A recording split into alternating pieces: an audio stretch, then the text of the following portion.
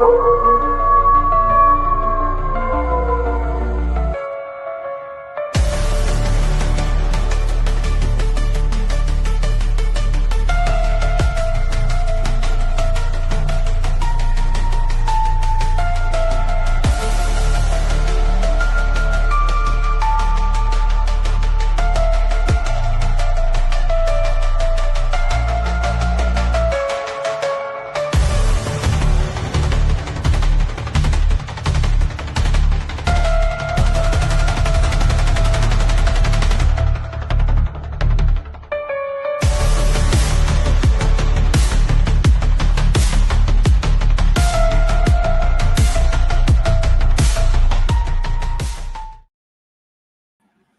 my gosh, you guys, hello, welcome in to our remote viewing show tonight where Gerald, Jane, and I just did 20 minutes of a live show that wasn't live. Okay, so I apologize. I looked over in the chat and I was even pulling up comments and everything, and I realized that people were wondering where I was. I was like, I'm right here, y'all. And then it dawned on me that we were not live. So here we go. We're going to take two. Okay. And thank you guys so much for being here today and tonight. Oh my gosh, I feel like I'm having deja vu right now. And so what a wonderful, wonderful show we have for you guys tonight. I'm going to consider that dress rehearsal, Jane and Gerald. Okay. That was our dress rehearsal that we just had. But we are going to be discussing tonight two seemingly unrelated targets tonight with the 3-Eye Atlas, which Barry Littleton and I discussed on Monday, which is that interstellar space object that is hurling towards Earth, basically. And we're also going to be discussing tonight Griffins. And so they sound like they're not related, but we're going to make some connections tonight. I know it sounds odd. May sound a little weird, but we are going to make those connections. And I promise you guys, we're going to have a really good time doing it. And yeah, we're even going to get into the Tartarian Empire tonight a little bit. We're going to get into, I don't know, we got the Mongolian Empire and all that. So y'all buckle up. Yes, I am your pilot tonight. Please watch for the emergency doors in case you guys feel like you need to hop out down this wild rabbit hole ride tonight. Please don't. Stay buckled, y'all. Buckle up, buttercups. And thank you guys so much for being here tonight. I am super excited about this one. And we have so much information for you guys. And of course, I have my good friends, Jane and Gerald, here with Midwest Night Watchers. And they have done a lot of good research on Tartaria. And of course, they always have their eyes to the skies. And so we're going to get their opinions on 3-Eye Atlas as well before we go over that remote viewing data tonight. If you guys would like to follow along with all of my shows and everything, please go over to the cryptidhuntress.com. You can find all of my shows there and an archive of that, of all the, I can't talk, all my shows and my social media links as well. And of course, I do have all of the data for tonight's targets on my Patreon. Okay, my Patreon is the Cryptid Huntress over there. Just look it up on Patreon. That's the address right there on the screen. And I have two separate targets there. One is for the 3-Eye Atlas. And then I have another post that has the Griffins on there. And the prompt for that target with the Griffin, it was just the Griffins. And I think there's a whole bunch of different types of Griffins. So this is going to be a general remote view of what Griffins are, y'all. And so this is going to be pretty interesting, actually, very interesting. But all that data is there. So thank you to all of my members of my Patreon. Y'all are the best. Also, I do have a shop. It's called War Woman Goods. If anybody's interested in the goods, y'all go check that out. And I do have an event coming up this weekend. If you guys are wanting to go to a UFO conference, and if you're in the North Georgia area, we're having the World UFO Conference in Mount Airy, Georgia. There's lots of Bigfoots. Dogman sightings up there as well. Some on video, as a matter of fact, around Mount Airy. And so we're going to be, yes, at a distillery. Okay. And it's all day Saturday. I think there's a meet and greet on Friday if anybody's interested. But y'all come see me. You can go to worldufoconference.com or my website for more information and to get tickets to that. It'll be fun. Okay. And you get to see James Rink and Matthew Delph and the head of the Alabama MUFON, Dr. John Samey. Okay, so I hope to see y'all there. Okay, well, let's get to our show and let's talk about 3-eye atlas, figure out what this is. And also, we're going to look into Griffins tonight. All right, here we go. Okay, so scientists have recently spotted, oops, that's the wrong one. That was from Monday, y'all. Let me get the one. I have already done this show already once. Y'all just weren't here for it. Okay. Okay, here we go. I've already put it over there because I already did it. All right, the Griffin is a mythical creature with a lion's body and an eagle's head and wings, said to be the guardians of treasure, and they used to scare away would-be thieves. In Greek mythology, they pulled the carriage of the sun god Apollo, and they were known as the strongest creature that could fly. But stories of the Griffin began in Asia with miners who were searching for gold, and they had to get past the Griffins to get to the gold in these mines. They were guarding the gold mines, which I find that really interesting because we talk about cryptids guarding gold mines, right? Bigfoots in Alaska and things like that. So we're going to talk about that a little bit tonight. So they had to get past the Griffins to get their gold. Some experts believe that Griffins were actually based on a real animal, or they were actual animals. And scientists have also recently spotted a mysterious object flying through our solar system. A prominent Harvard astrophysicist claimed this mystery object in our solar system could be an alien spacecraft the size of Manhattan, which may attack Earth by November. And I don't know how he would know it is hostile and trying to attack Earth. But he published a scientific paper last week and proposed that the object, they call it 3-eye atlas, might be alien technology and could make a surprise attack on Earth in November.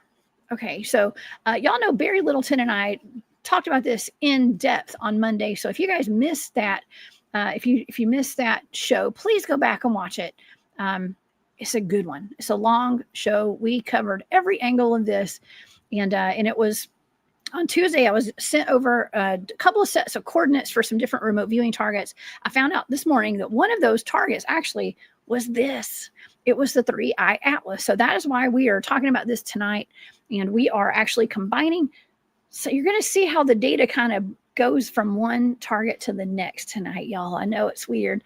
The object hurling through space that might be hostile aliens having a connection to Griffins. I don't know. Okay. But bear with me. Okay. It's going to be a fun conversation tonight. So is this the beginning of a long anticipated alien invasion? Or could this actually be a potential threat to humanity as well? Well, I was tasked with both of those, that object and the Griffins, as coordinate remote viewing targets. And I do have Jane and Gerald Fountain of Midwest Night Watchers and Chiro Sounds in the studio tonight. And you guys, please go over to their YouTube channel, their Rumble channel. Midwest Night Watchers and Chiro Sounds is a separate channel. Please help me welcome to the show my good friends, Mr. Gerald and Miss Jane Fountain. Hey, y'all. Hi, Jessica. Take two. Take two. We've Yeah, already is this been live here. or Memorex? Yeah, I know, right? Are we supposed to repeat what we said the first 20 minutes? I don't remember. Yes. You know, it's too bad it wasn't recorded because we gave away so many bombshells and We disclosure in the first 20 minutes. So Yeah, I'm not we even sure did. why we're going. I know. We had all sorts of important stuff, but yeah. I'm sorry everybody in chat missed it. Yeah, we had fun for those first 20 minutes. We did. Well, I kept looking over at the chat and I was even pulling up comments on the screen and I was like, why are they saying they can't see me? Where am I? They're like, we're worried about Jessica. And I was like, I'm right here. I'm right here. Well, you guys don't see me. Is this like the movie Ghosts? Something happened to me. I just don't know it. Yeah, it was weird for a second. And then I looked up and I realized that we weren't recording. So that's a first time I've ever done that, actually, that I can Like remember. Groundhog's Day. Yeah. It is, but you know what? At least we're over here having fun. I'm having fun at least, Yep. And we've got a really cool conversation to have tonight about these two targets. Now, what are you guys familiar with a 3-eye atlas, and what do y'all think about this thing? Yeah, I mean, I heard about this probably just when you did. I mean, it's starting to pop up all over the little videos and reels of everybody now, and like you said, it's supposed to be coming in November through December, but they're telling us we have to use a telescope to be able to see it, or some kind of optic anyway, whether it's binoculars, if it's strong enough, but definitely a telescope. But we only have pictures of what they're providing for us, so we really don't know. Okay, are they really showing us the picture of what it actually really is, or is it something else? And we can't believe anything they say, so we got to think the opposite. How do they know it's hostile? Yes. How would they know? That is my main question, is like, how do they know it's hostile? Right. And it just seems like it's more of that fear mongering, loosh producing, and I hate to say this is for entertainment purposes only, but the person who is putting this information out is one professor out of one university. It's Harvard. Okay. And if you guys are like me, I'm a little, I don't know, I kind of side eye stuff, some of this information, because there's usually an agenda behind it. And people are up in arms about it. Some people are freaking out. I'd say don't freak out, y'all. Don't freak out. And it's not peer reviewed, is what they're saying. It's not peer reviewed, so nobody else has really looked into it. Right. But yeah, how does he know that we're about to get taken over by aliens or something? Like, we don't already have aliens here.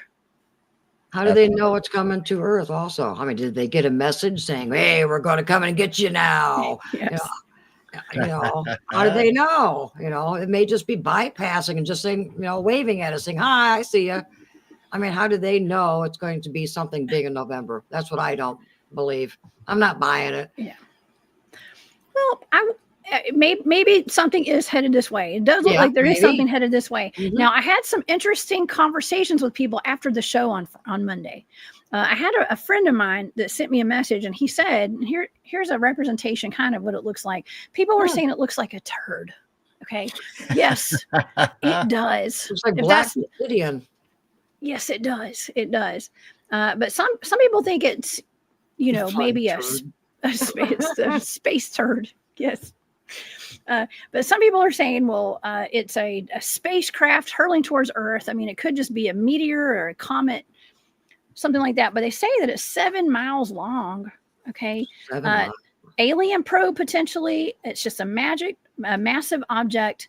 They believe it was ejected from an alien place on a one-way trip, is what people are saying. And or what that Harvard scientist is saying, at least. And it's dropped down at a horizontal angle. Okay. And they say that it's not actually going to hit the Earth. We don't have to worry about it hitting the Earth, that it's on the trajectory that it's on. It will be hiding. They say hiding behind the sun. Right. Okay. And, but there's here's something else that's kind of weird, is that there's no mission by any country, no space programs to go check it out. There's no probes or anything of it. Okay. Like, they're just watching it and they're just like, okay, we'll see what happens. Is that weird or not? I'm not sure. They usually crash something into the ones that come close enough. Let's check it out. Let's take a mineral sample if we can. Break off a chunk, break a piece of that Kit Kat off, and you say break a piece of the Kit Kat. Yeah, like send a nuke it or something, right? Yeah. But so my friend that contacted me said that was one of ours. Those are his exact words. He said that's not an alien craft. It's one of ours. We can't build anything better than a rock. That looks like a poop. Well, what better to have like a rock-shaped outer shell to throw everybody off if you got this thriving ship with all the aliens or us in it, with all the technology. I mean, it's kind of like driving an old beater car, but the inside's really nice. Everybody leaves it alone, but it's still a nice car. So yes.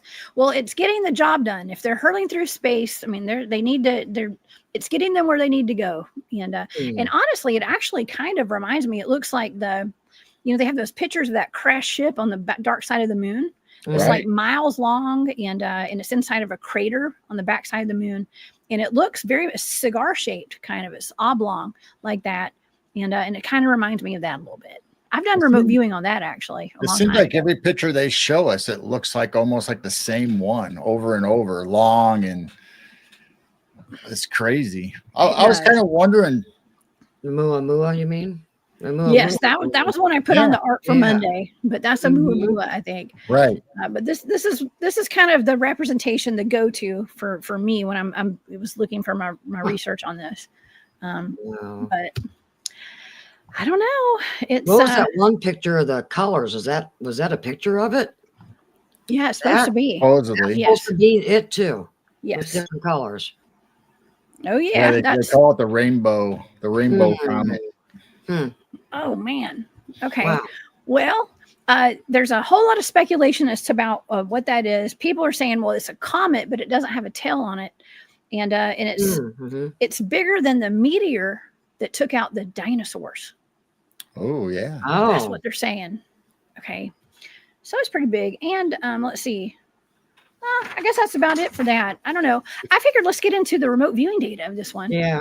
If it is an alien ship, could everybody be possibly right about all those drones that were over New Jersey, or did they come from that as scouts ahead of time? Oh, good question. I don't know. I think you're going to find my data pretty interesting for this one. Okay. It's Puck Elf says interstellar means come from outside of the orbit of the solar system. And it's only the second or third ever detected. That's right. I heard it's one of the biggest ones. I could have sworn they said like 6. There's been like three to 6 of them, I think. And this is one of the bigger ones. Yeah, this is the that's why it's 3I. It's the third one is interstellar. And it was picked up by the Atlas alert system. So that's why it was 3I Atlas. And they just now found this. They didn't know about this months ago. ago. They knew it. They knew. They had to have known, and they're just now telling us. Yes. Okay. Well, here's another thing too. Thank you, Cryptid. That is a wonderful comment. I had to pull that one up. Okay. I had a friend who's passed away, but one of his jobs, he was a multifaceted, multi-talented gentleman, right? But one of his jobs was working for a major corporation. Not going to say which one, but it was a major corporation. Everybody knows who they are, and they have nothing to do with outer space. But yet he was there watching the satellites on things that were incoming from outer space for them. Okay. Wow. Like that's what he did. Apparently a lot of these big companies now, I don't know, I'm sure there's a lot of reasons for them to need that. Okay. But he would watch the skies, like outer space and stuff. He also volunteered with NASA sometimes too. But he kept an eye out for incoming things just like this. Okay.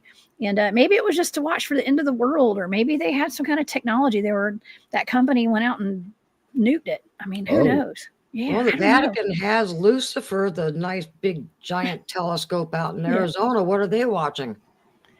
Yeah. Yeah. They've been watching something up there for years also. So why would the Catholic Church even be interested in space and observing it? Yes. And name their telescope Lucifer. Lucifer, yeah. Man, I don't know. It's mighty suspicious. What else would a church based on fallen angels call their telescope? Oh my gosh, that's a good point. Yeah, that's a very good point. It is. But nonetheless, everybody's talking about this right now. Everybody, and so I got a blind target. Now I'm not going to say I have any answers for everybody. Okay, for anybody. I have data. Okay, and this was a blind target. And I figured let's just start going over the target, I guess, because to me, some of it makes a lot of sense and some of it doesn't make any sense to me. Okay, and let me see which one this one is. All right, so, and I think that we can make some interesting connections here, though. Okay, and I do have pictures to go with my data. Okay. All right. Cool. And it's some of it I don't know. Some of it has some secret space program connections. Okay. And so here we go. Are y'all ready for this wild rabbit hole we're about to go down? Okay. And maybe some schmotzy scientist data as well. I don't know. You know who the schmotzies are, right? Yeah. Yeah. Okay. Know. All right, here we go. All right, so this was a blind coordinate remote viewing target that I was tasked with on Tuesday. And I found out today this is the 3I Atlas. And here we go with the data. You guys can find all of the raw remote viewing data on my Patreon if anyone is interested. Okay, and let's get into it. Okay, so some of my sensory data. Let's go through the sensory data. And then we'll get into my analytic overlay. So this is what I wrote down for sensory data. Between, spiked, hard, dark, black, limitless, malfunction, erupt, menace, chaotic, optimal, and grounded. Okay. So that was my sensory data. Now through that sensory data, what I was trying to make sense, my brain was trying to make sense of what I was sensing. And that's what we call analytic overlay. So this is what I wrote down in analytic overlay. Between worlds, black fleet, dark fleet. Oh. Two things. Now, I guess as I go down the data, let's just go ahead and talk about it as I go down instead of like going back and forth. Let's just talk about it. Okay. First of all, between worlds, that's interesting, right? Mm-hmm. Right. Okay. And I didn't know what a black fleet or a dark fleet were until I had looked it up online. And there's a couple of different things that dark fleet are. Okay. And the first thing that I found was, first thing I found were ships. Let me find here we go. Okay. So I'm going to read what this is. A shadow fleet, also referred to as a dark fleet, is a ship or vessel that uses concealing tactics to smuggle sanctioned goods. Oh. Shadow fleets are a direct response to international or unilateral economic sanctions. The term, therefore, more broadly, refers to practices of sanction busting in the maritime domain through the use of unregistered or fraudulent vessels. Goods commonly exported and imported include raw materials such as oil and iron, luxury goods, weapons, and defense technologies. I find that kind of interesting. Now, that is in regard to a ship, like a boat. Right. Okay, so a vessel, right? You know, it's interesting because Barry and I had just been talking about how submarines have been used by the secret space programs, people claim, and by space programs in general. We were talking about like the connection between the ocean and outer space too. So absolutely. I've heard they use old submarines for spaceships. Yeah. Mm-hmm. Yeah, that's interesting. Very interesting. That's in my data. So first three things I wrote in my data were between worlds, black fleet, and dark fleet. Now also another dark fleet, when I looked it up, this author kept coming up. And I'm going to show you, I'm going to pull up a picture of this book because I'm not saying he has anything to do with this, but this is what kept coming up with the dark fleet. This is the name of a book by a guy named Lynn Kasten. And it says The Secret Nazi Space Program and the Battle for the Solar System. Okay, tell me that's not wild. Yeah. Okay. It's not bad enough they took over Antarctica. Now they want the whole intergalactic. Yeah. So I thought that was interesting. And I was like, okay, well, there has to be, obviously there's some sort of a connection to the secret space program with that. If that guy wrote this book. And let me read a little bit about what this book is about. Okay. Because this is all in my data. And we're trying to get to the bottom of what this 3-eye atlas is. And this is all in my remote viewing data. So I'm going to read from this book because I wrote down dark fleet in my data and black fleet. So this is in his book. It says it reveals the Nazi reptilian infiltration of the U.S. government, their secret space program, and their slave colonies throughout the solar system. Okay. Details, this is all in his book. It details Operation Paperclip, which enabled the Nazis and the reptilian partners to infiltrate the U.S. military industrial complex, including NASA and the CIA. And also it reveals the interstellar spaceports in Antarctica and on Mars, their base on the moon, and their alien technologies, including nanotechnology, anti-gravity propulsion, mass mind control, and hyperdimensional teleportation capabilities. I need to buy this book and read this. So shout out to Lynn Casson. I don't know you, buddy, but this came up in my data. Okay. Also, not his book, just that phrase. He says it shares the testimonies of American and British super soldiers who participated in the 20-impact age regression programs, revealing advanced human tech and our space armada. Right. That constitutes a counterbalance to the Nazi dark fleet.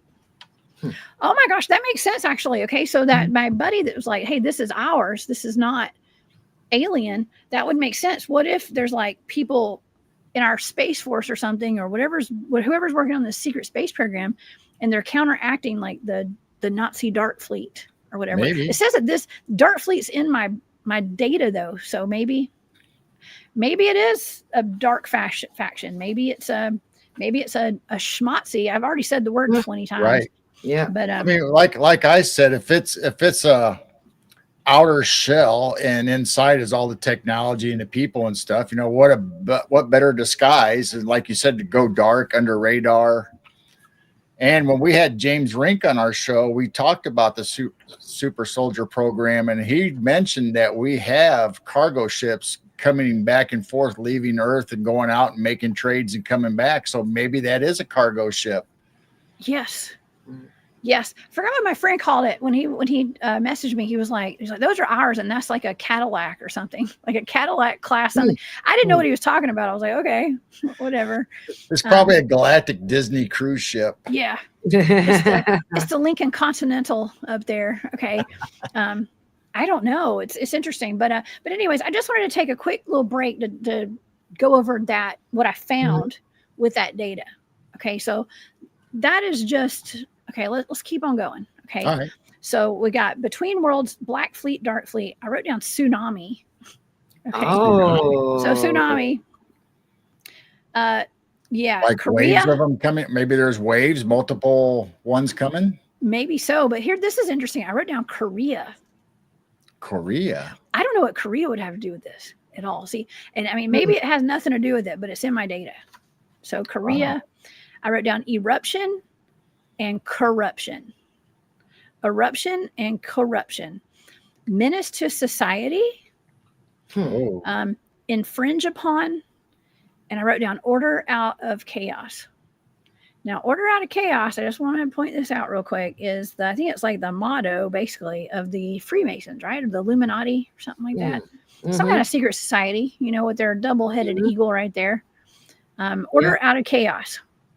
Oh, yeah. And wasn't that Buzz Aldrin?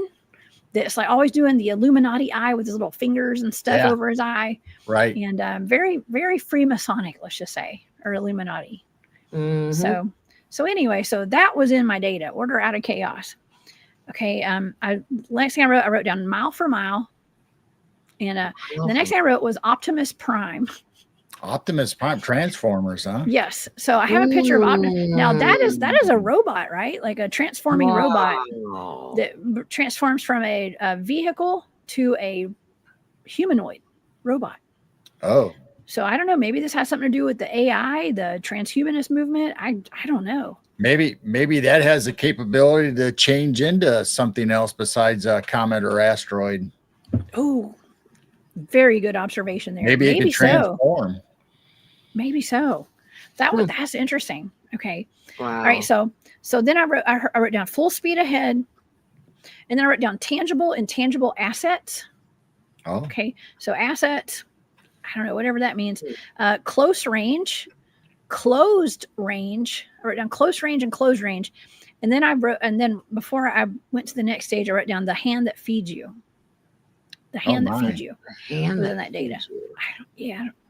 So I don't know. People in the audience actually might even be able to interpret this better than I can. Tangible would mean something that you would trade or is very valuable. So it could be like the cargo ship we talked about. And James told us when we had him on the show that they would ship out, you know, the common or the best like cargo, whether it's fruits from one region and coffee or, you know, whatever we have that they want. They have like a list. It's almost like a galactic Amazon, you know, whatever they want to order, that's what we give them. Oh, wow. Yeah, you know, that's really interesting. And I mean, it makes sense.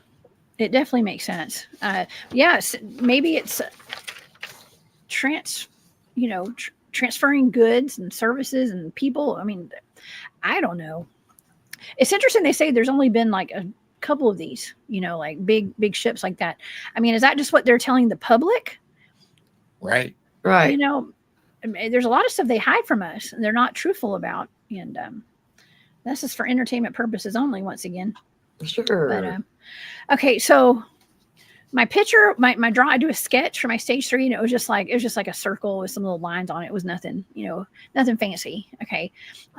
But some more of my sensory data for my next page, my stage 4 was like sharp and pointed, I wrote down congregate, conform, mind wipe, and take over. Okay. And then, yeah, mind wipe. Okay. Wow. So congregate, conform, mind wipe, and take over. That does not sound good. No. Huh. Yeah. And this is for this target, the 3-eye atlas. Wow. Okay. Don't be No fear here. don't be scared. No fear here. Okay. No fear. Yeah. And then the next thing I wrote down, y'all, Genghis Khan. Oh, wow. Oh. This is like the most, I was like, well, this is the wildest target right here. This is kind of weird. Genghis Khan. Like, what would Genghis Khan have to do with any of this? Other than taking over the Mongolian Empire? Yeah. He conquered or Tartarian Empire. Yeah. Here, let's so Genghis Khan, let me pull up some pictures. Here is Genghis Khan. Okay. Tartarians are coming back. Oh my gosh. I just got goosebumps when you said that. Oh, sorry. That's wild. That is really wild. What if this is like the reintroduction? Wow. What if this is the reintroduction? Maybe that's why you had Korean. So maybe it's like an Asian. Yeah. Yes. If you want to call It's Genghis Khan Korean. Asian, but I don't, it's in that area. I mean, I'm telling you, when I say we're going down a rabbit hole tonight, this is quite the rabbit hole. This is quite the rabbit hole. And I know this is all just for entertainment purposes only. It's only remote viewing data. This is not, I'm not putting this out there like, oh, this is exactly what this thing is. This was in a blind target. This is my data for a blind target where I was given some coordinates, and this is the data that I got out of it. Okay. But Genghis Khan, that man has never come in my data. Okay. Wow. For anything. And Korea is right there. It is. Oh, yeah, it is actually. Oh, my goodness. Very interesting, right? And so this is the Mongol Empire. This is 1294. And then, you want to make a little connection here to like Tartaria. Yeah. Let's see. I got some more maps. Okay, that's the Mongol Empire and Tartarian Empire, actually. And that's supposed to be the Tartarian Empire there in the blue. Okay, Right. so I have some Tartarian stuff that kind of links it together also. well, and you see what the alleged, this is what they say, the flag had a griffin on it. Okay, so y'all see where I'm going with all this, right? That's why I combined the griffin with the data. The griffin data with this show tonight, because I was like, well, I've done the griffin. I hadn't done a show on it yet. So let's go ahead and pull this one out of the archives tonight. So I'm not saying there's a connection, but it's kind of weird. Okay. Well, they've been talking about Planet X being behind the sun for how many years? Could this be this object that everybody's been talking about and is just now surfacing? Oh, absolutely. It could be, Everyone I guess. kept saying, oh, it's Planet X, or is Wormwood, or is the Anunnaki coming back? And we've heard so many things the last several years. And you said something in your data about hiding behind the sun. That's right. Okay. Well, yes. And okay. I wanted to show the audience tonight. This is from history.com. And this is just talking about the Mongol leader, Genghis Khan. He lived from 1162 to 1227. This is from that website. I'm just going to read off of this. Rose from humble beginnings to establish the largest land empire in history. After uniting the nomadic tribes of the Mongolian plateau, he conquered huge chunks of Central Asia and China. His descendants expanded the empire even further, advancing to such far-out places as Poland, Vietnam, Syria, and Korea. Oh my God. There you go. I can't There even you believe go. this is so wild. I feel like I'm getting dizzy reading this. At their peak, the Mongols controlled between 11 and 12 million contiguous square miles, the area about the size of Africa. Many people were slaughtered in the course of Genghis Khan's invasions, but he also granted religious freedoms to his subjects, abolished torture, encouraged trade. He abolished torture, encouraged trade, and created the first international postal system. He died in 1227 during a military campaign against the Chinese kingdom of Xizia.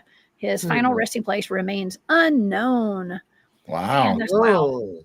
Unknown. And now is he he's the guy who has what do you call it? He had a lot of children, descendants, right? Yeah, he has DNA all over the world. was trying to find the best way to say that. Yeah. About I Yeah. think A lot they of say descendants. I think they say 70-80% can trace their DNA back to his lineage somehow. Maybe very slender. There might be just a little bit, but it's there. Wow. Yeah. Okay. Well, Don says that his burial place is the subject of a TV episode. Yeah, it's pretty interesting. But I mean, but there's a connection to the Mongolian Empire and the Tartarian Empire as well. And if you want me to share the screen, I have a little connection that talks about that a little bit. Absolutely, please. Let me get it to the right size. I'm telling y'all, if you don't go down good rabbit holes on these shows, y'all, I swear, like we always hit some strange topics and we make some weird connections. So, okay, we're gonna add that to the stage. Thank you, Gerald.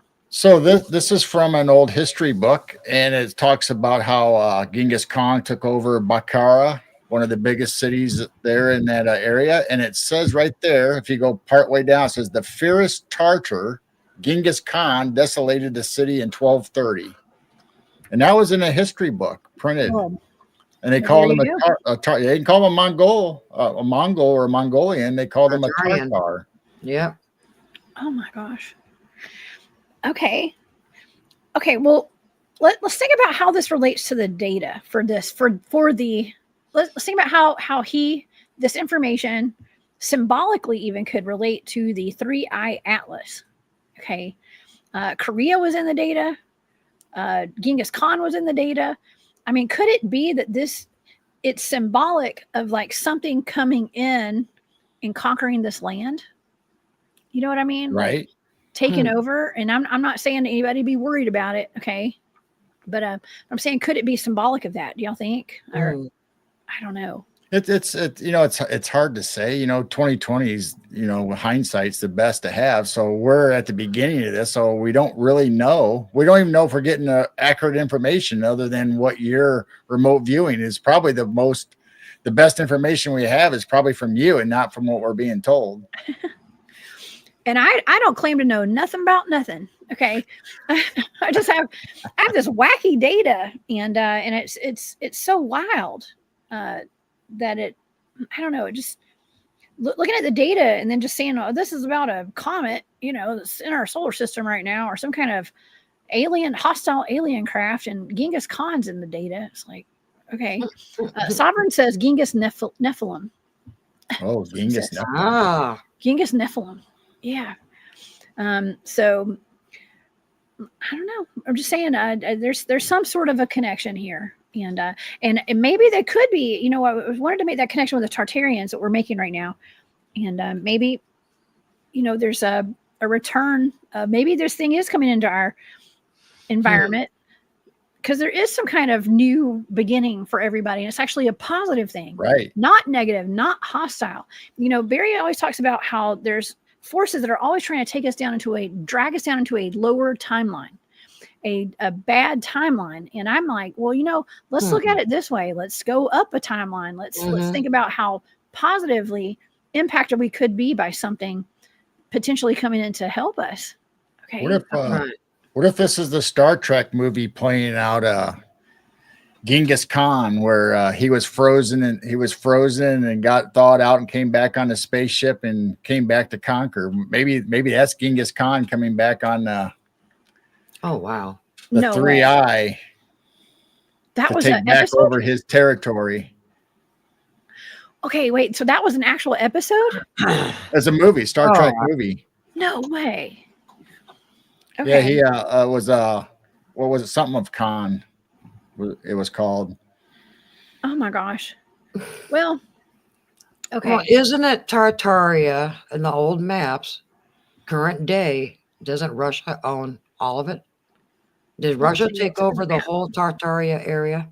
Well, Rome did. Romans. Maybe I shouldn't Roman say Empire. Then most of it. Then the Catholic Church, I think, has the majority of it now.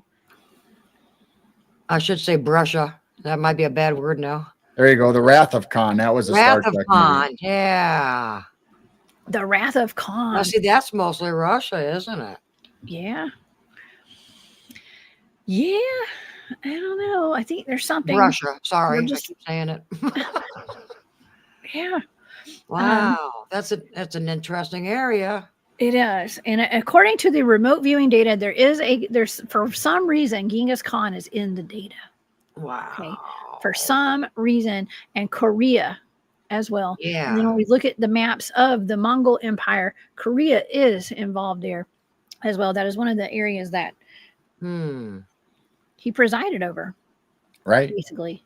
And there's some proof that he actually have some of his lineage or whatever, that the Tartars or his ancestries came to North America. Wow. Well, I have a picture of that also. Oh, let's see it if you'd like to show it. Well, he just has their ancestors all over the world. He populated the world for a while there. He added a lot of extra humans to this world, from what I was reading about. So this is also in an old history book or a manuscript that says Tartarian, or the hunting Indian, inhabitants of inland parts of North America. Wow. Oh my gosh, North America. And that face looks like more of a Tartarian, like giant, instead of a Native American Indian, or more Eskimo-ish. Just. Oh my gosh. It looks more Tartarian. I think the next picture, this was published by J. Mallman in February 1818 was when that came out. Oh my goodness. Wow. Why on earth has all of this been so covered up? I mean, I kind of know that's a whole other topic right here, but it's like, why would all this be so hidden from us when it comes to Tartaria and the Tartarian Empire? Right. And all the architecture we have here, even in North America. It's mind blowing. Right. It really is. And then we get into the mud floods. I have remote viewed the mud floods and stuff. So you guys everybody, if you want to see those, go to my remote viewing playlist. You can find that there. And so I don't know. I mean, that's pretty much all the data for this 3-eye atlas. Okay. It's pretty much all the data right there. Genghis Khan. I mean, here's why I cut this target off, because I started getting very sick. As soon as I wrote down Genghis Khan, I wrote down, okay, here's what I wrote down next. This is how I was feeling: worried, fearful. And I don't get fearful very often, y'all. Worried, fearful, sick, nauseated, and I got chest pains. Like I was having a panic attack. Okay. Now I wrote down groups and masses. Yeah. Right. I was picking up on groups and masses far and wide. I wrote down groups, masses, far and wide. And I wrote down ominous. Ominous was a word in my data.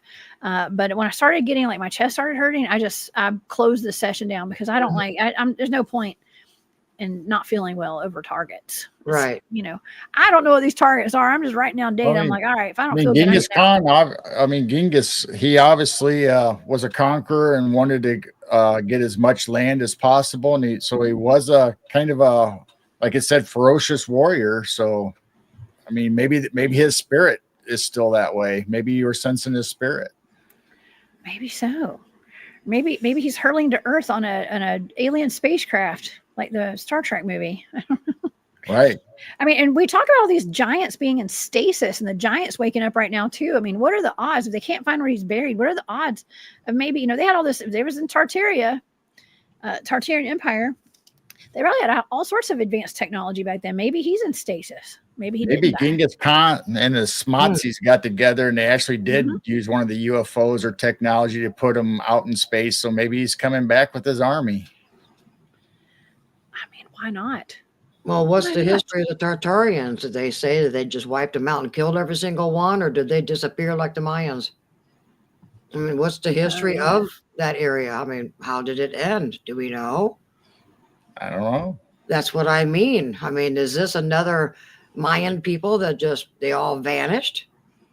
Do we really know? I don't know, but that Dark Fleet book that fella wrote, I believe it's a fella, I'm gonna assume it. That book that I showed you guys, it's all about the reptilians and the Schmotzies working together. Okay, there you go. Off planet, so it's got reptilian connections. Right. I would think if you want to say evil or the dark side, they would all band together to go against anybody that's good. Mm-hmm.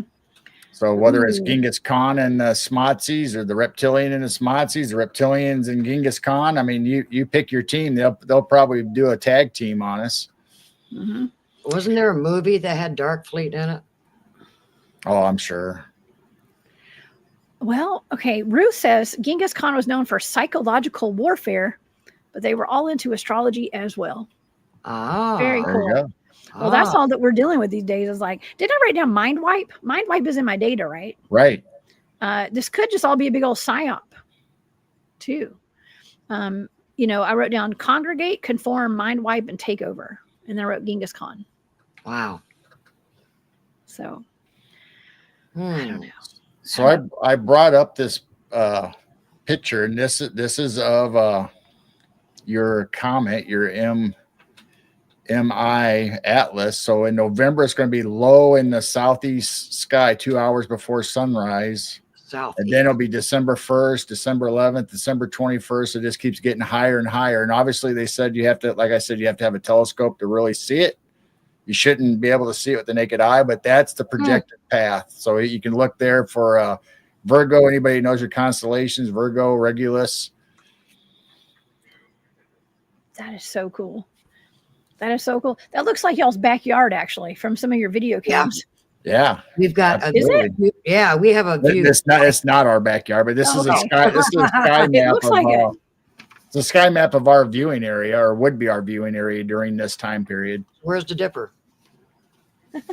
Or is it on there? Well, it says 2 hours before sunrise.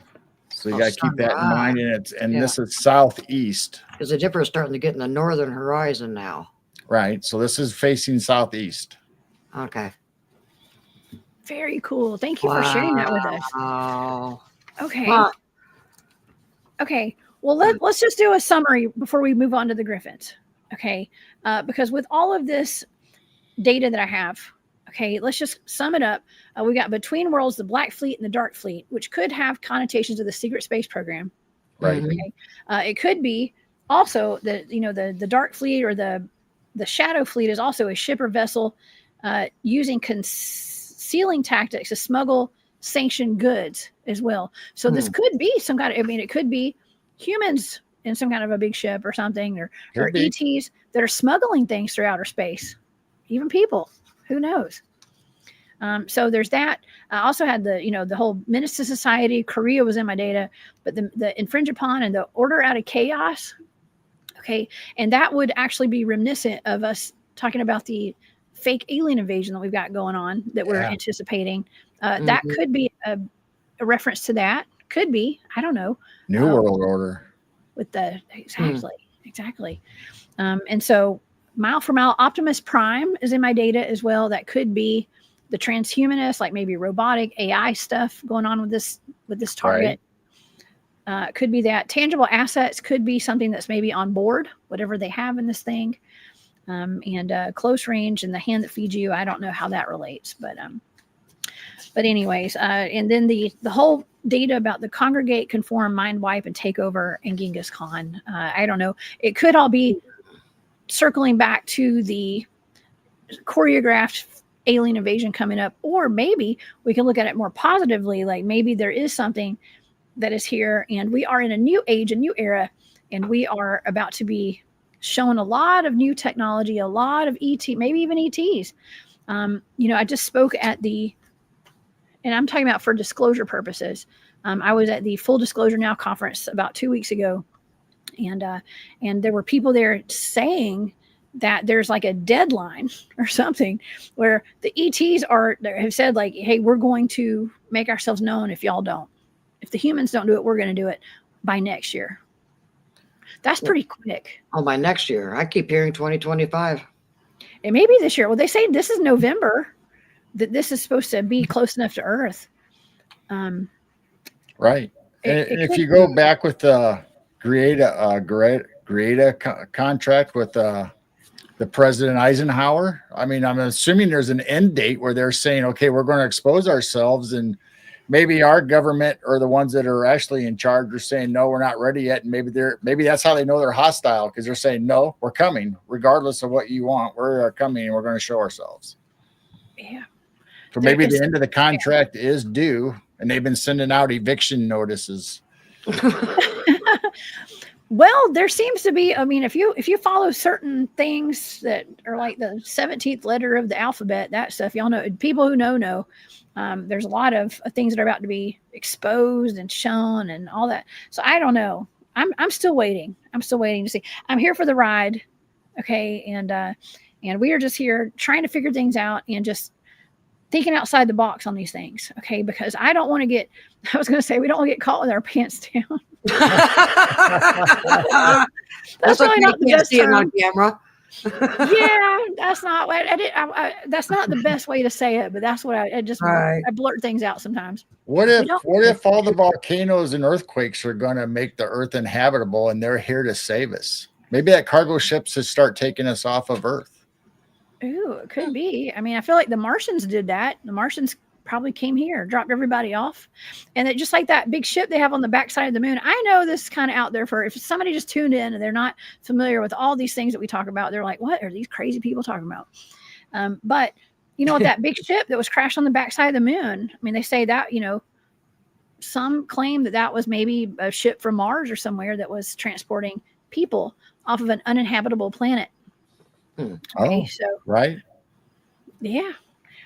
I mean, it could be tangible assets. Okay, tangible assets. Yeah, we don't have to leave. I think everything's going to be just fine here. But I think, I don't know, I'd like to think there's ETs assisting on behalf of like humanity and stuff to help raise the Earth into like the new Earth and all that, you know, like the new dimensional reality that right. We're supposed to be having and we are having. Okay, so, but who knows? Yeah, don't get caught with your pants down. Okay. And I don't know what Sovereign's talking about. It says sightings of naked people in the middle of cities are at times people that got recently dropped off by UFOs. That's interesting. Yeah. Could be. I mean, I hope that does not happen to me, but that's how the Terminator came to Earth. He transported without any clothes to Earth. Oh my gosh. Yeah, I can imagine. Naked aliens. Oh my gosh. So I think you made a really good connection between the 3-eye and Genghis Khan and the Tartarian flag, and now we're going to talk about Griffins. I think it's flowed right into it with the Griffin flag of Tartaria. I know it sounded crazy when I first started the show tonight for the second time in a row. Wow. But I, you know, we're flowing into the next topic because we went from the, you know, Genghis Khan, the Mongols, okay, the Mongol Empire, and that being Tartaria right there, the Tartarian Empire, and what do they have on their flag? The Griffin, right? Right. The Griffin. This was a representation of their flag, according to some of our books that we have. Okay, some history books. I don't know. So much stuff is fabricated and stuff these days. I don't know, but this is what they say. And what do y'all know about the Griffin? The Griffin is interesting. It's almost like a chimera. Yeah, with a whole bunch of different animals combined. Yeah. Mm-hmm. And they're all over old world Tartaria buildings. I mean, it's a big image. I mean, you almost can't find an old world map without a griffin or a seal with a griffin on it, or even people's surnames, you know, with their plaque, you know, and it has griffins on them. You can either have lions, anything that's strong, fierce, they have them on there, but a lot of them have griffins. So where did they all go? Yes, that's a great question. Well, it's the same with where did the unicorns go and the blimmies? Right. Mm-hmm. Right. The dog-headed men, we still have those around, I think. Okay, or something similar. Okay, but yeah, the crest. This is all over Europe, especially. They have griffins everywhere. Architecture, family crests, shields. From right. I mean, long time ago, even like medieval times and whatnot. Yeah. You know, it was on their silk. What do you call those things? It's like a piece of silk. Tapestry. Yes, yeah. Thank you. Yeah. Well, they say that this is. Oh, go ahead, Jane. I was just going to say a bunch of old maps we've been looking at the last several weeks. there's Griffin things all. I mean, they're all over. Mm-hmm. Oh yeah, and they're an interesting one. It is. They're always described similar, but a little different. Yeah, a little different. And I wanted just to point this out before we go further. Is that when I was in Illinois, speaking at a conference, I passed by. We were down in Grafton, and we passed by this mural on the wall, and they say this is like a really, really old mural, and they call this the Piazza bird, I believe. And, wow. I always thought that was really interesting. It reminded me kind of a griffin, maybe a dragon. Okay. It looks more like a griffin. Yeah, they do interchange the meaning between griffin and dragon, depending on where you're reading about it. Whoa, very cool. Wow. Well, I think that most often the griffins are referred to as like having an eagle head, and eagle claws on their front feet, like on their front paws or claws, talons. They have wings, and they have a lion's body, and sometimes a snake for a tail. So, I mean, it's always just a little bit different. Okay, a little bit different. This was my AI version right here. Oh, that's they pretty. Stood out for me. Wow, that's a pretty one. Nice. That's our thumbnail for tonight. And here's another one of my AI creations here. Oh wow! Cute. Can I pet that dog? That looks like one of the How to Train a Dragon. It looks like that could be in that movie. It does. And I want to show you this other one I found really interesting. A two-headed griffin. Oh, wow. AI spit this out for me. And I was like, well, dang. Well, if you look at a lot of the seals or the shields, they'll have like a half of a griffin lined up with another griffin. So it'll almost be like a two-headed. If you go back to that one image you had, it had two birds side by side that would look just like this. That was the Freemason sign right there with the two eagles. It's an eagle with two heads. So you could literally take each side of a griffin and put them together and have that symbol almost. Wow. Mm-hmm. Order out of chaos. Okay. So interesting. Yeah, I was making that connection when I saw that order out of chaos double-headed eagle thing. I was like, oh, that could be like a griffin too, kind of, but I don't know. It does have a lot of symbolic meaning, apparently. But I have a whole bunch of pictures. Strength. Yes, when I look at it, I see strength. Yeah. Me too. Well, they say that they guard treasure. Okay. Right. So they are known to guard treasure. Of course, they had griffins on coins. I don't know if those are Roman coins. Or Greek. I'm not exactly sure. Probably Greek, because that's the Greek alphabet on those.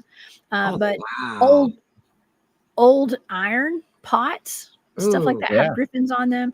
We have a bronze Roman griffin right here. Wow. I mean, it's kind of like. And it just wasn't their mascot either. There's more behind it.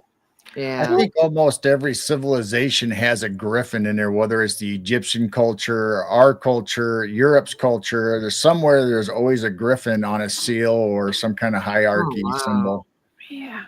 Mesopotamia had griffins. I mean, it's very odd, y'all. I mean, why would all different cultures from all over the world depict the same animal if they were not real?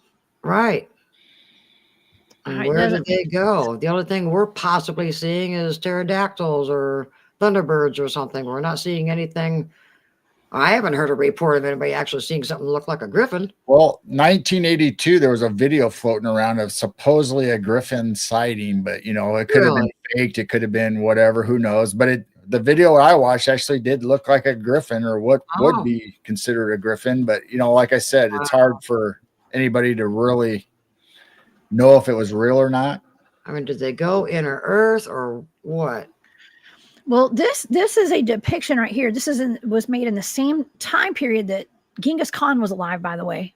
Okay, and this depicts soldiers in 1284 fighting a griffin. Soldiers fighting a griffin. Soldiers fighting a griffin. Soldiers fighting a griffin. Yes. There you go. So there are soldiers fighting griffins depicted on artwork from back then. It's like dragons and stuff. It's like, why would they have artwork of dragons all over the world if dragons did not exist? Exactly. Yeah. There's no pictures of a Blemmy riding a griffin or anything, is there? Man. Wouldn't that be cool? We'll make one. An AI image of Blemmy on a griffin. Yeah, I mean, I'm just trying to show some examples and stuff. I mean, that's a pretty one right there. Yeah. That is in Perugia. Perugia, is that how you say that? But they're mostly all over Europe.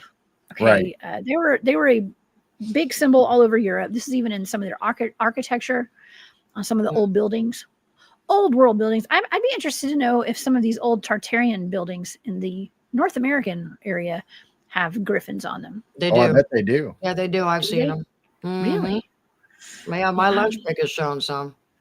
Well, I'll be okay. Yep. Well, this is actually okay. That the thing down here at the bottom, okay, is a statue that they have at it's in Asia, somewhere in Asia. Okay, and it's where they claim that the Griffins originated from, and they say that the Griffins actually originated from an actual dinosaur. Okay, and those are the bones of the dinosaurs actually right up there. Let's see if I can find it. Okay, the Protoceratops, I think is how you say that. And they say that actually the bones of these dinosaurs were found right there, and it's mostly in Asia, maybe Mongolia, I don't know, wherever Genghis Khan had his empire. Okay, right, is where they had these Tartaria, basically. And they say that, let me read a little bit about this. So Protoceratops were neither the first nor the largest horned dinosaur, despite its name meaning first horned face. Okay, let me get a picture of this to show the audience. I think this is interesting. This is what the actual dinosaur was said to look like. Huh. Oh, wow. Isn't that wild? That looks like a griffin. Yeah. It does. It does. It says a velociraptor and Protoceratops first once fought a deadly battle, which was preserved by a sudden sandstorm. Okay, so they actually have a velociraptor and a Proceratops fighting, and somewhere. Okay, it says Protoceratops may have inspired myths like the Griffin due to ancient fossil discoveries. They were a small, inoffensive, horned and frilled dinosaur that was most famous for being on the lunch menu of the theropods of late Cretaceous Central Asia, including the velociraptor. So the velociraptor liked to eat these things. Despite its name, it's Greek for first horned face. Protoceratops wasn't the first ceratopsian. The family of herbivorous or herbivorous, I think you say that, dinosaurs characterized for the most part by their elaborate frills, I think, and multiple horns. It says that the honor goes much earlier to cat-sized genera like, I can't pronounce these words. Okay, so I'm not going to say them. But that is what it looked like at the top, kind of. Okay. Right. Now the picture that I showed before that, the Protoceratops had wings. Now, we've gotten to this discussion before talking about modern day dinosaurs and T-Rexes potentially having wings. Yep. Yes. Okay, so things like this, how do we know all these dinosaurs didn't have wings? Right. I'm thinking that dinosaurs were dragons. I'm just saying. Mm-hmm. And how do we know that this wasn't our mistaken for our reports of Thunderbirds? Maybe a Thunderbird is a Griffin. Maybe a Griffin is a Thunderbird, depending on who's looking at it or who sees it. Yeah, if you see it up high enough in the sky, it's just going to look like a big bird. Could even look like a dragon. Wow. Yeah. I don't know if these are real griffins. This is just some pictures I found, like some drawings, and I mean, I think it's a good cross of all probably culture and how they describe them or draw them. I bet there's different different shapes and depending on where you're from. Yeah, I bet they changed. Just like Sasquatch changes. I mean, they're similar, but they are different. Mm-hmm. Oh yeah, I mean they look like okay. That's beautiful. I think that's really pretty. Reminds me of Narnia. Yes. That does remind me of Narnia. Mm-hmm. Oh yeah, I think that was one of my AI pictures right there. Actually, yeah. I mean, can you imagine a lion or tiger with wings? And also let's talk about like chimeras too, okay? And modern day hybrid animals, because there are modern day hybrid animals, like almost like humans have kind of, I'm not gonna say gotten out of control, because it's not all humans doing this. Animals reproduce, cross reproduce in the wild too, right? Right. So it's not like humans are like forcing them into it or doing genetic gene splicing. Well, they got to be pretty close. Well, they're just reported not not too long ago about the first ever reported species of a fox and a dog. I saw that. Yeah. Yes. So wolf and a dog and coyote and a dog. Why not a fox and a dog? Right. Yeah. So I Or a don't think zebra that- and a horse. A Yeah. zorse. Zebra and a horse. It's a Z-horsey. A zorse. Yeah. A zorse. That's exactly what it's called. It is. And we got a liger. Okay. A lion and A tiger liger. mix. Wow. Those are cool. And also throughout history, we have always heard about what is that? A minotaur or centaur? Minotaur, Minotaur. centaur. Yeah. Yeah. But now this is the stuff kind of a fairy tales, they say too, but all this is the stuff of fairy tales, right? Or is it? Or is it? That's We're right. we're starting to think, oh, this is real. I mean, why wouldn't it be? Mhm. Well, I mean, if our scientists are looking at bringing the woolly mammoth and breeding it or putting the DNA in an elephant, I mean, my gosh, how far off are we talking about multiple species being together? Oh, look at the dire wolf. Yeah. Yeah, Absolutely. they just brought those back. So Mhm. Yes. And they're mixing DNA with that. Yes. I was okay. I was just trying to get some of these comments right here too. Zarathi, thank you. It said, "This is fascinating. This show unlocks pieces of my mind just listening." I'm trying to find all my pieces and putting them back in my mind. Yeah. But thank you for that. I appreciate that. Sometimes you have to shave the edges off a little bit, but they Yeah. fit. Yeah, they fit. I know. That's what happens when your mind is wide open. That's right. Well, I love thinking outside the box, and just You've got to. You've got to. And don't believe everything everybody just puts out there and take it as fact. And I tell everybody, like, don't listen. I don't know nothing about nothing. I'm just out here thinking out loud, and I'm trying to piece some things together. And I'm not saying I'm right. I'm just connecting dots. If you think outside the box and keep your mind open, then you don't get cobwebs in the corner.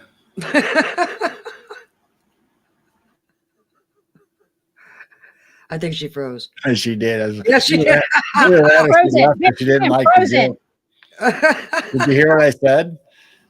No, I'm sorry. I froze. My son turned on his PlayStation. Oh. He turned on his PlayStation to send, and I froze. So sorry. Then that is what happens. My son, the Tooth Fairy's supposed to come tonight. I might tell her. Get off the PlayStation. Oh boy. I'm gonna tell the Tooth Fairy on him. Yeah, you're gonna have to repeat that, Gerald. Yes, please repeat, but Gerald, I'm I so was sorry. just making a comment about you talking about thinking outside the box. I say if you think outside the box and you expand out, then that way your mind doesn't get cobwebs in the corners. Oh my gosh, yes. Yes, I do not have cobwebs in my head. I hope not.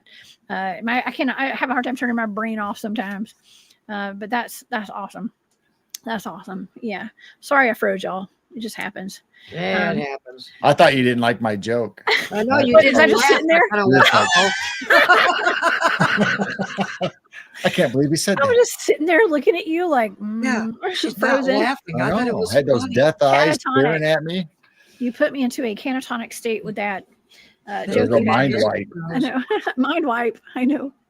I had the mind wipe happen. Oh my gosh. What was I saying? I don't know. I don't remember. I know. You're making me cry. Stop it. Oh my gosh. Okay. Well, let's see if there's any kind of facts and stuff. Oh, we were talking about the dinosaurs. Yes. Yeah. This could be what they consider to be a griffin. Okay. And I think that is highly probable. It does look like a lion or a tiger, or I think it's a lion with a mane and all that with the wings. I mean, I think that could be a griffin. And I mean, we have modern day dinosaur sightings today. Velociraptors. Right. We have the Georgia raptor down at the Troopberg corridor down in Georgia. And so we have tiny T-Rex sightings in Texas. We have pterosaur sightings. Who's to say that did not live for a long time, longer than what we've been told?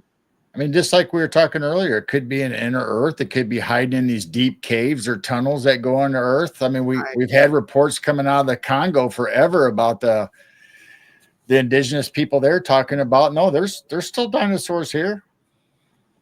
Yeah. Big ones. Oh yeah.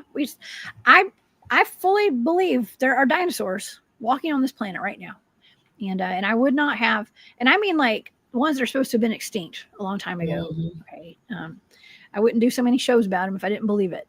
So, but nonetheless, the Griffin could have been something that was like what we just showed. Okay. What is it called? The protoceratops. Protoceratops. So just y'all keep that in the back of your mind, okay, as I go over my data tonight, because I was tasked with just it just seems very vague to me because it said when I got the prompt after I did the target, they said the Griffin. Okay, Right. so it's just that. Now, I think there are different. There different types of griffins. Some have wings and some don't, right? I think they're Yeah, I they're, think they're similar, but they look different. Yeah. just like the dragons, if you have a Chinese culture, most of those dragons don't necessarily have wings, but they're still flying through the air. But us typically, going with the European style, those dragons had wings. So, I mean, I guess it depends on where you're at and what the culture you're dealing with. So it could be either or, probably. Or maybe they both existed at the same time. Yeah. Very good point. Very good point. I did want to point out, too, that the protoceratops, they ran in packs. And there were a lot. They weren't like a single animal. It was like a lone wolf, I guess you could say. They ran in groups, too. So, but anyways, I just thought that was interesting. And let's see, I did want to say this. In 1971, dinosaur hunters in Mongolia made a stunning find, a specimen of a velociraptor caught in the act of attacking a protoceratops. A sudden sandstorm buried these dinosaurs in the middle of their life and death struggle, and to judge by the fossil evidence, it is by no means clear that the velociraptor was about to emerge the victor. So it was tearing that thing up. Oh, apparently. my. That would be kind of cool to see. I wonder if they got pictures of that. I would like to look that up sometime. Wow. So velociraptors are pretty savage. Okay, I know they had to have been savage, but nonetheless, they also say that the Griffins are the guards of the gold mines. The gold mines, y'all, and and we hear about Bigfoots being seen around gold mines. Mm-hmm. Okay, and other cryptids, but mostly Bigfoots. It's almost like they're the guardian of the gold mines. Maybe they got handed off. The baton got handed off to the Bigfoot after the Griffins disappeared. Maybe. I just had a weird thought. They do say, the petrified giants that could be mountains, that the veins were gold. Oh, Because that's their masters, and that's why they're guarding the gold. Ooh. Sorry, that's a creepy thought. Good thought. That's interesting. Yeah, it just popped in my head just out of nowhere. Like, they're guarding the gold because that was their masters, the giants that got petrified. Just a thought. Oh my gosh. Yeah, my brain's hurting. Yes. I know. You can't have us on your show. We have too much of an open mind. I know. We always have these good conversations, though, don't we?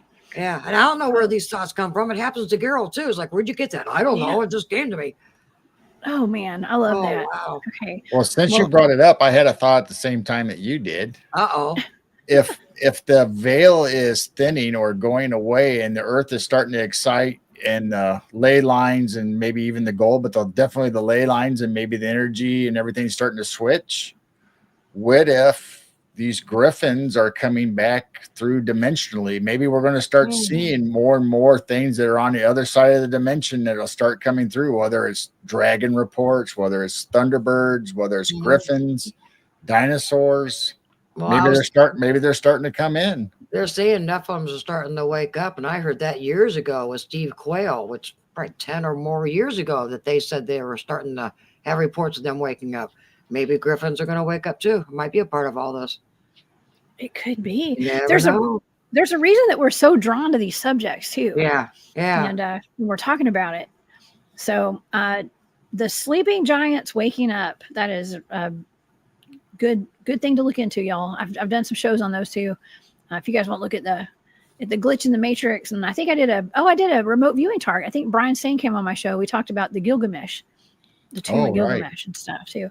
So but going in line, like kind of lining up with what you just said, Gerald, Angelique says, could they be metaphysical beings? Eagles being associated with keen skills, the lion body representing strength, wings to represent the flight of the spirit. Just a thought.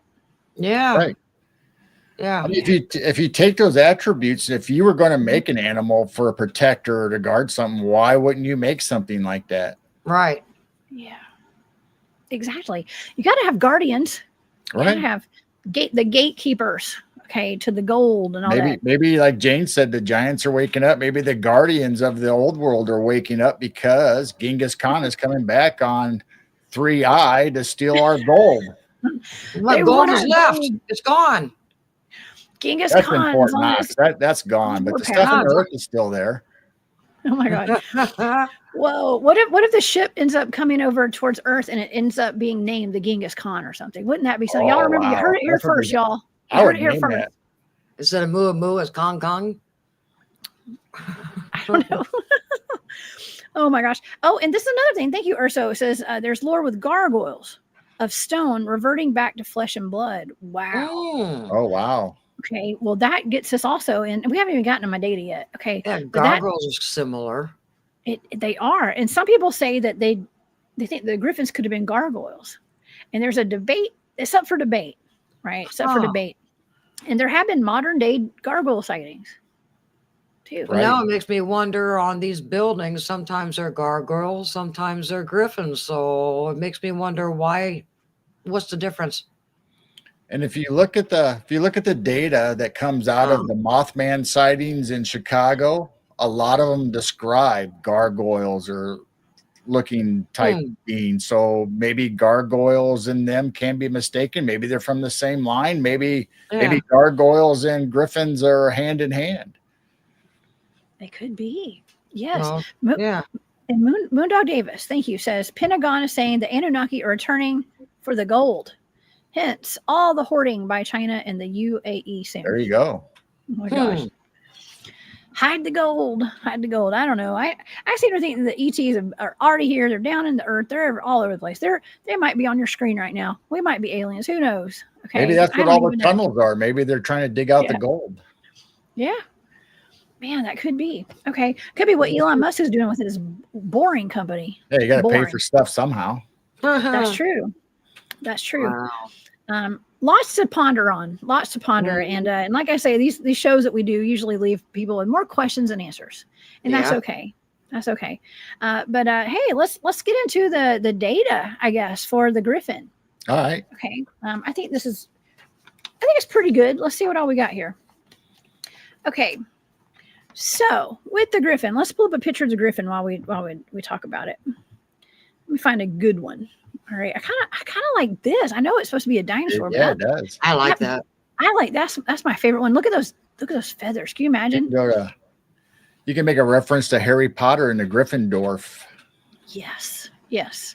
I can't believe we have not already done that. Okay. So some of my sensory data, and I'll just put up some different pictures of Griffins as I talk. Okay. And throughout history, I just think this is really interesting that there are soldiers fighting a Griffin right here. Yeah. Okay. And let me find, let's pull this one up. Okay. So some of my sensory data is quiet, large, strong, fancy, elaborate, barbaric, fast, hidden, and deadly. Oh. Fast, hidden, and deadly.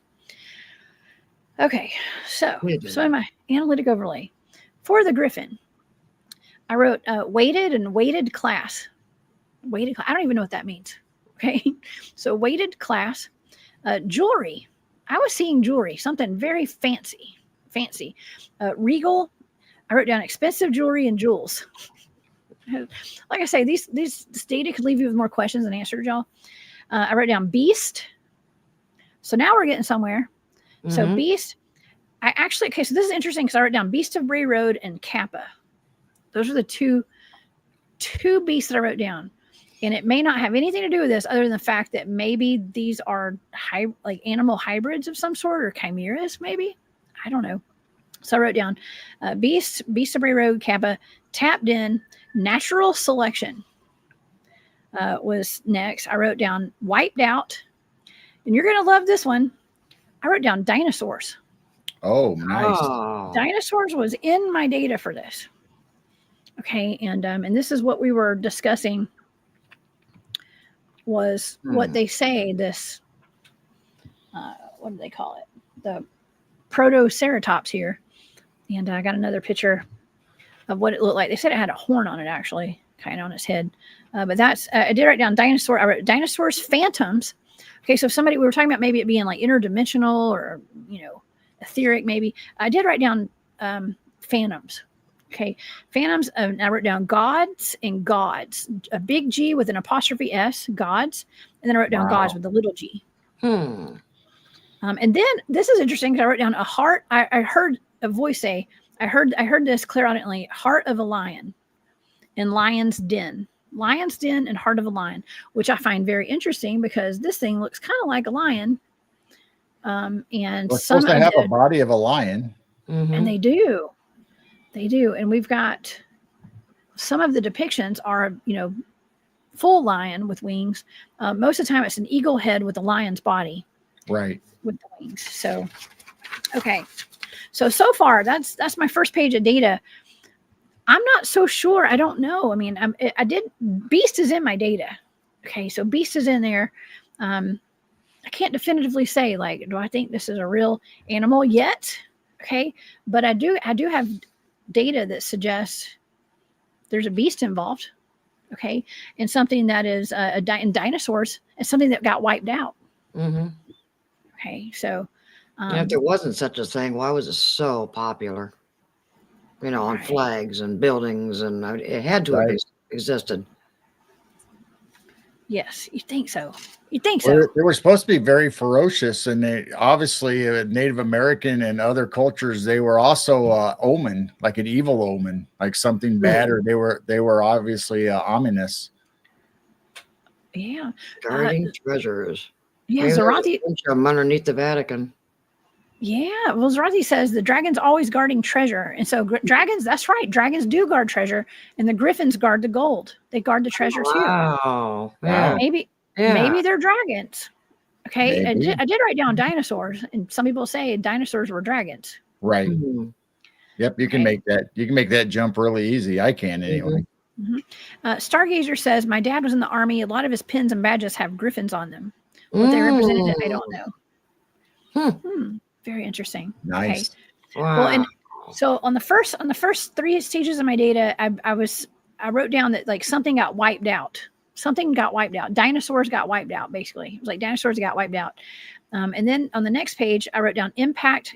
It says impact got rid of. Impact got rid of. One after the next. I wrote down one under the next. And then in my sensory data, it's like stormy, chaotic.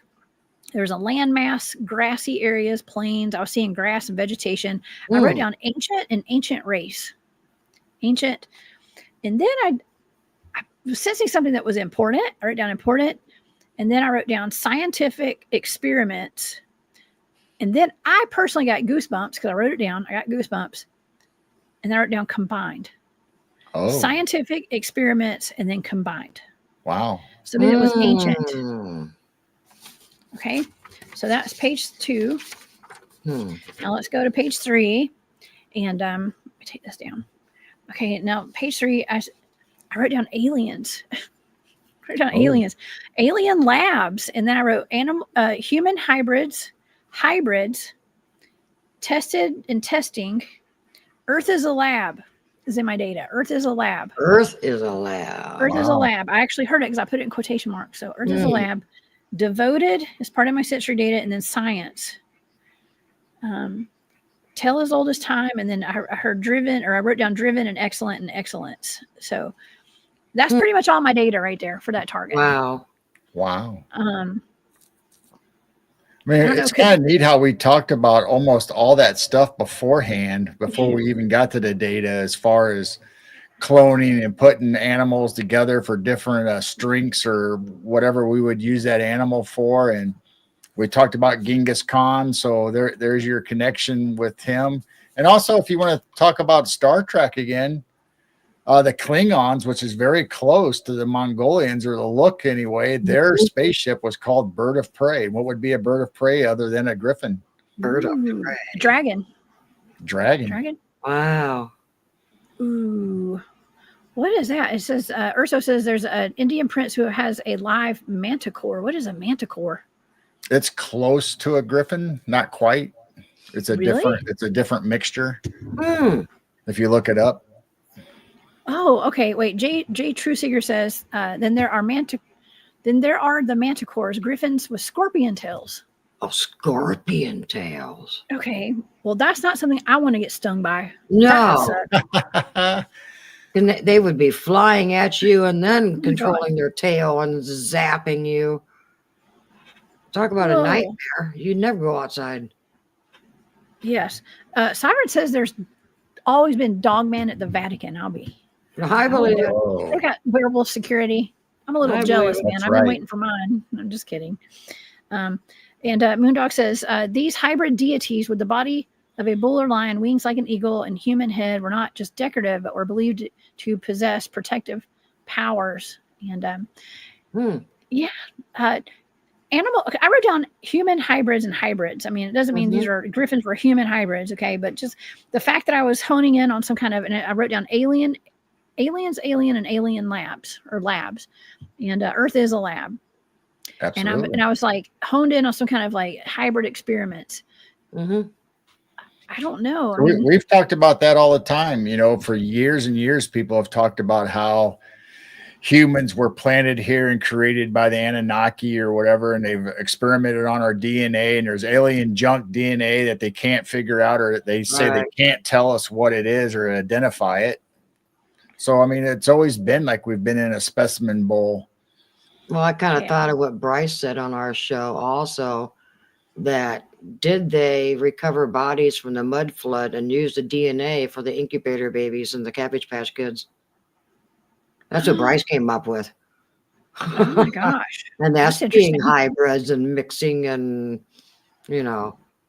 So that was a good thought also. Like, oh. Yeah. Yes. If we start looking at this, like, first of all, you know, if we can wrap our heads around there being a real secret space program, okay, and people are being taken off planet, and then time edits are happening and people are getting taken off for 20 years and then put back in their bed as a child. Right. Okay? Things like that. You know, I'm able to wrap my head around that easier because I know some of the people who claimed that happened to them personally. I'm personal friends. I've spent weeks on end with these people, and I believe they believe it. Okay, 100%. Right. And I've done too many remote viewing targets, blind targets, where my data backs up what they're saying. Okay, and I have no reason to not believe it at this point.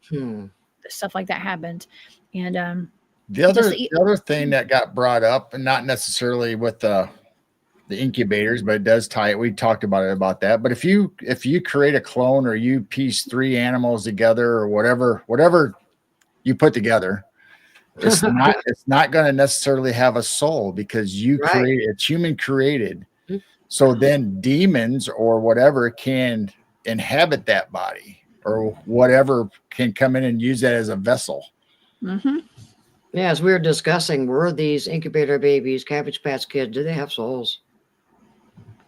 Yeah, I mean, we talked even today about people being NPCs. Not everybody has a soul. And I was watching a video. I think it was like maybe last night. I don't know. I was thumbing through social media at some point. Okay, and there's this video maybe on Facebook, and scrolls like, my sister doesn't have recall, like memory, or I think not recall, but it's like where you can imagine things, like creatively imagine things in your mind. If you say like a pink elephant, you can see a pink elephant in your mind. And her sister's like, my sister is not human.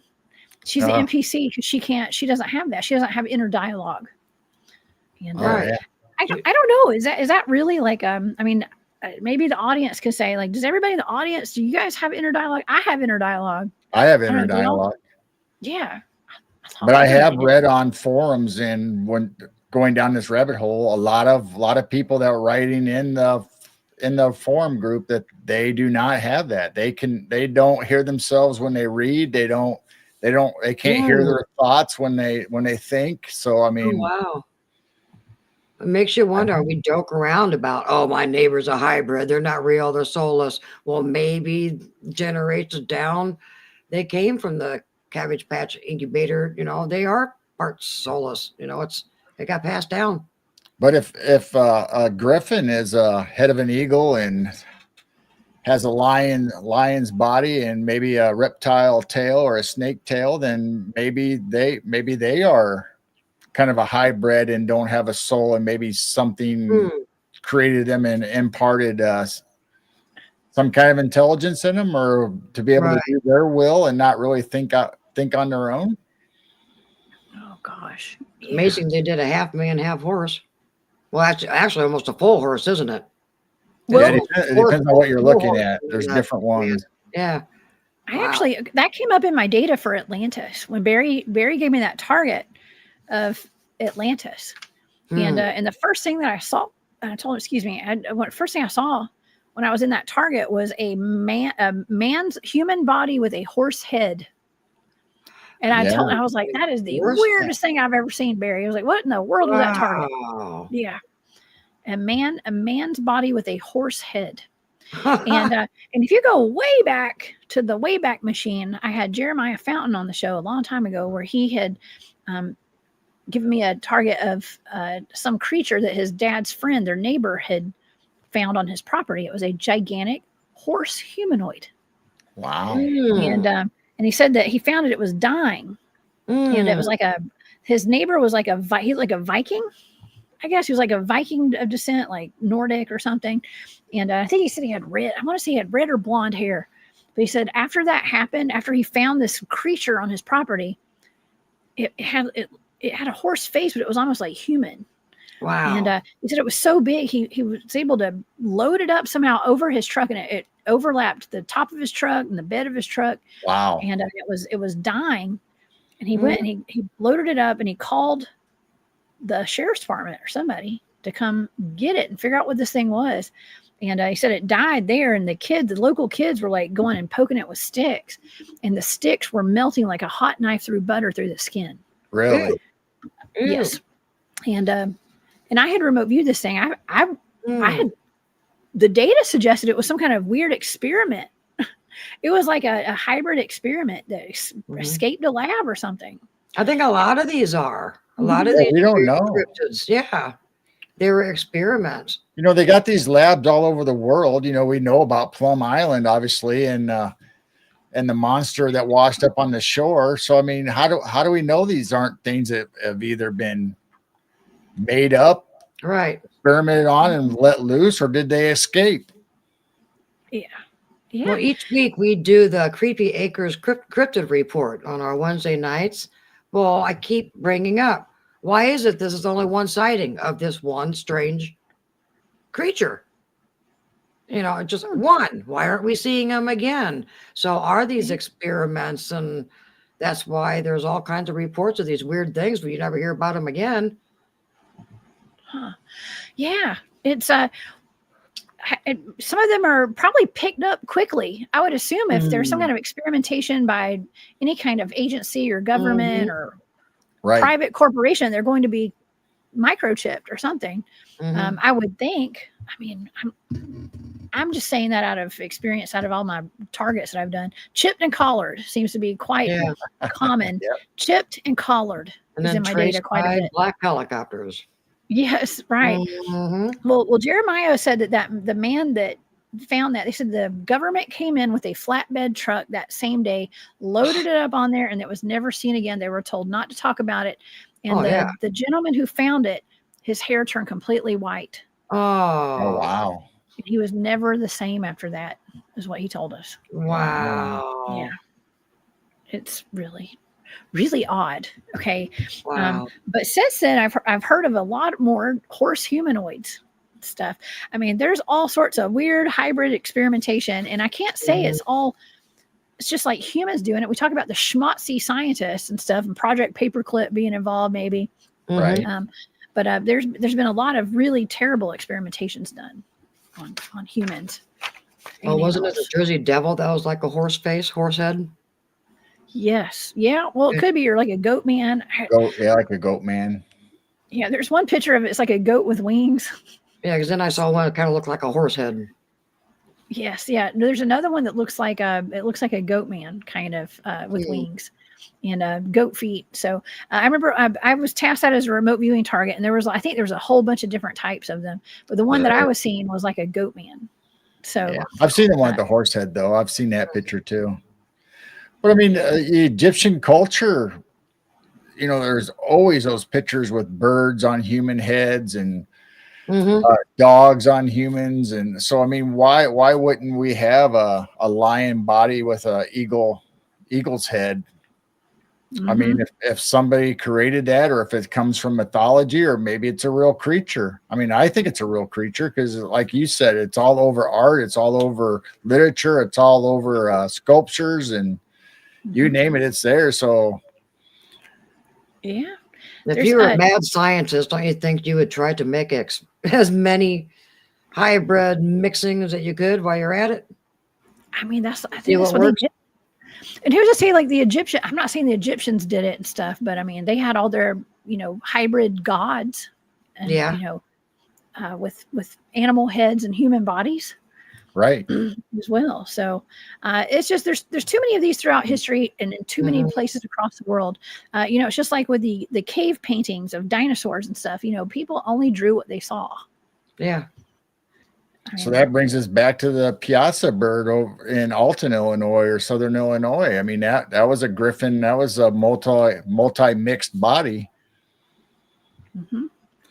Yes, let's look at this other picture of it. You can see it that better. Creepy. It looks like it's got like antelope antlers or something, and wings, and a reptilian body, and a mustache. Chicken feet, and a mustache, and a beard. It's a bearded dragon. So they say this carving was a carving originally, and when I think it was Marquette and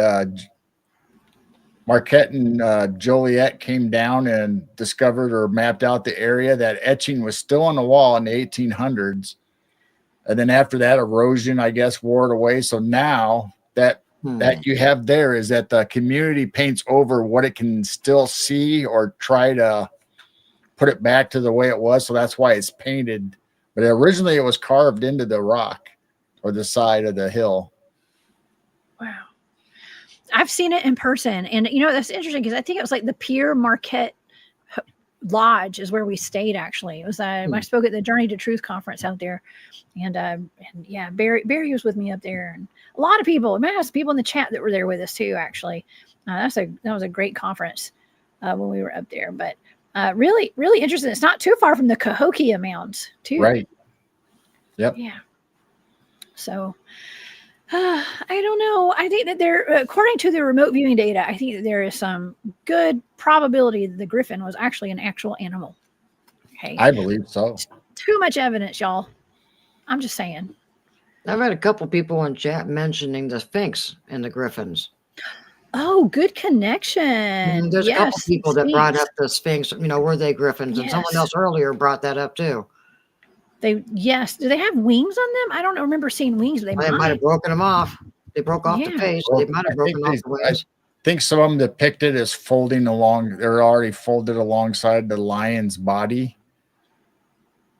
But in Egypt culture, or even Aztec or that civilization, you had different depictions of like what could be a griffin or a sphinx. So sometimes they have human heads on them. Sometimes they have the animal heads, the eagles, the lions. It just depends. So they were different too. Man, I don't know. I think the more we look through all of our historical buildings, artwork, I mean, we're finding not only dragons, but even dinosaurs. What was that? What was that painting that was like the death of Saul or something? It was actually dinosaurs. Yes, it was actually it starts with the S. It's like the self-deletion, if y'all know what I mean. He died, took himself out. That of Saul is what it's called. Say the word, but yeah. Yeah, I know, because of YouTube and stuff. I say words I'm not supposed to say all the time, and I am still okay right now. Okay, so they're probably not on the list now. They're all new words now. We just don't know what they are. Words. I know now the words that we're trying to use to cover up the words we're not supposed to say are the ones that are on the list. Okay? Yeah, because I used unalive in the chat, and it came up saying that it was they thought they came up with the prevention site. Oh, wow. Honest Content says old Singer sewing machines have winged sphinx painted on them. My mom had one. Oh, wow. Wow. Wow. Yeah. I'll be. I'm going to have That's to look at my interesting. old sewing machines. Yeah. We need to start paying attention to like a bunch of the, Wow. old They're there for a texts. reason. Yes. Yes. I used to actually really be excited to have like I have old history books from the 1800s, and I was like, oh, this is the real history. But now I look back and I'm like, actually, we need older books to get the real history. Okay? Yeah. But 1850 ain't gonna cut it.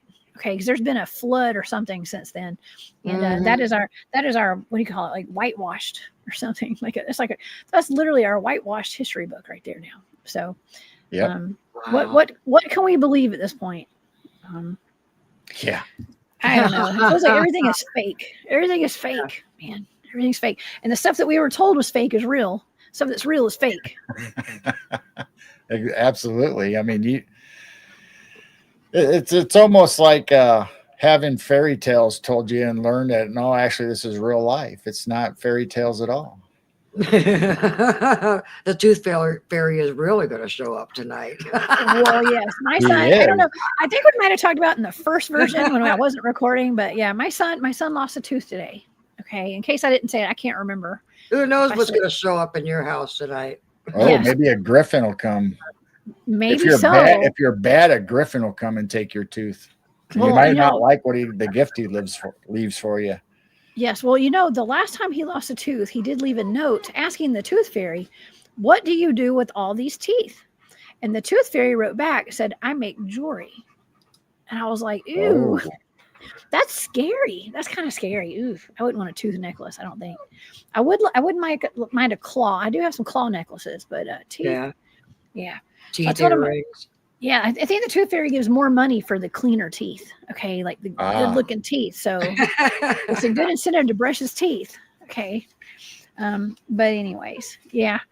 The things we've been told were fairy tales are probably real.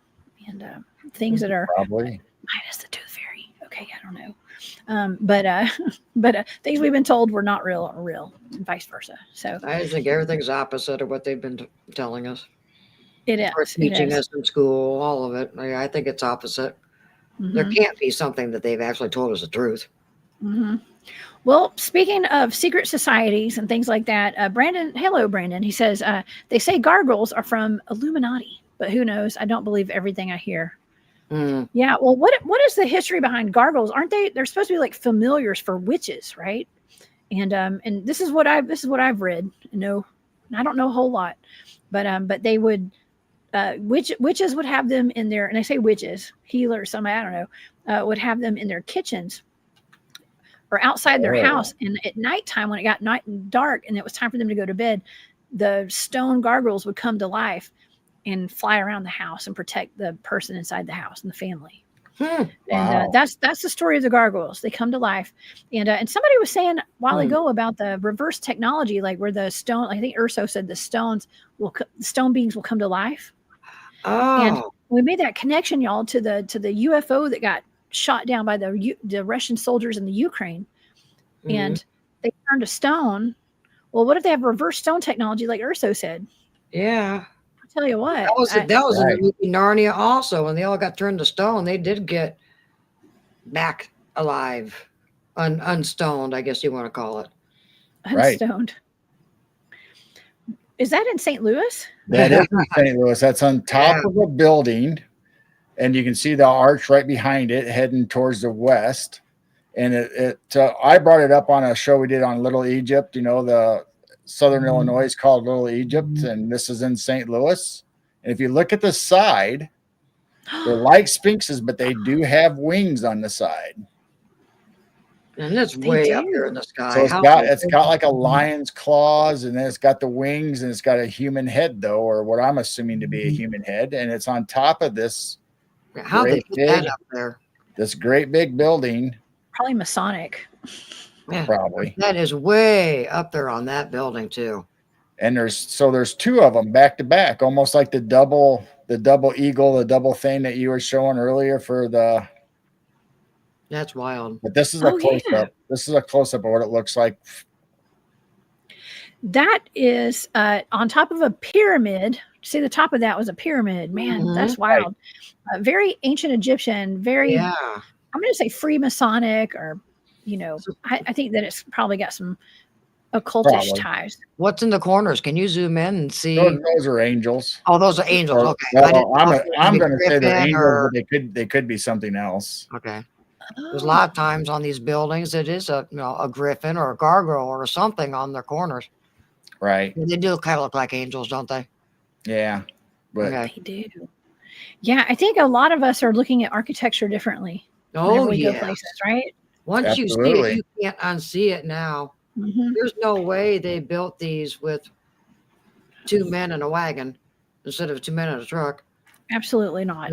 I know. There's no way they built some of this back in the 1617, early 1800s with muddy streets and no cranes, all these carvings. You can't just make a mistake and go, oops, we got to scrap this whole building. Start all over again.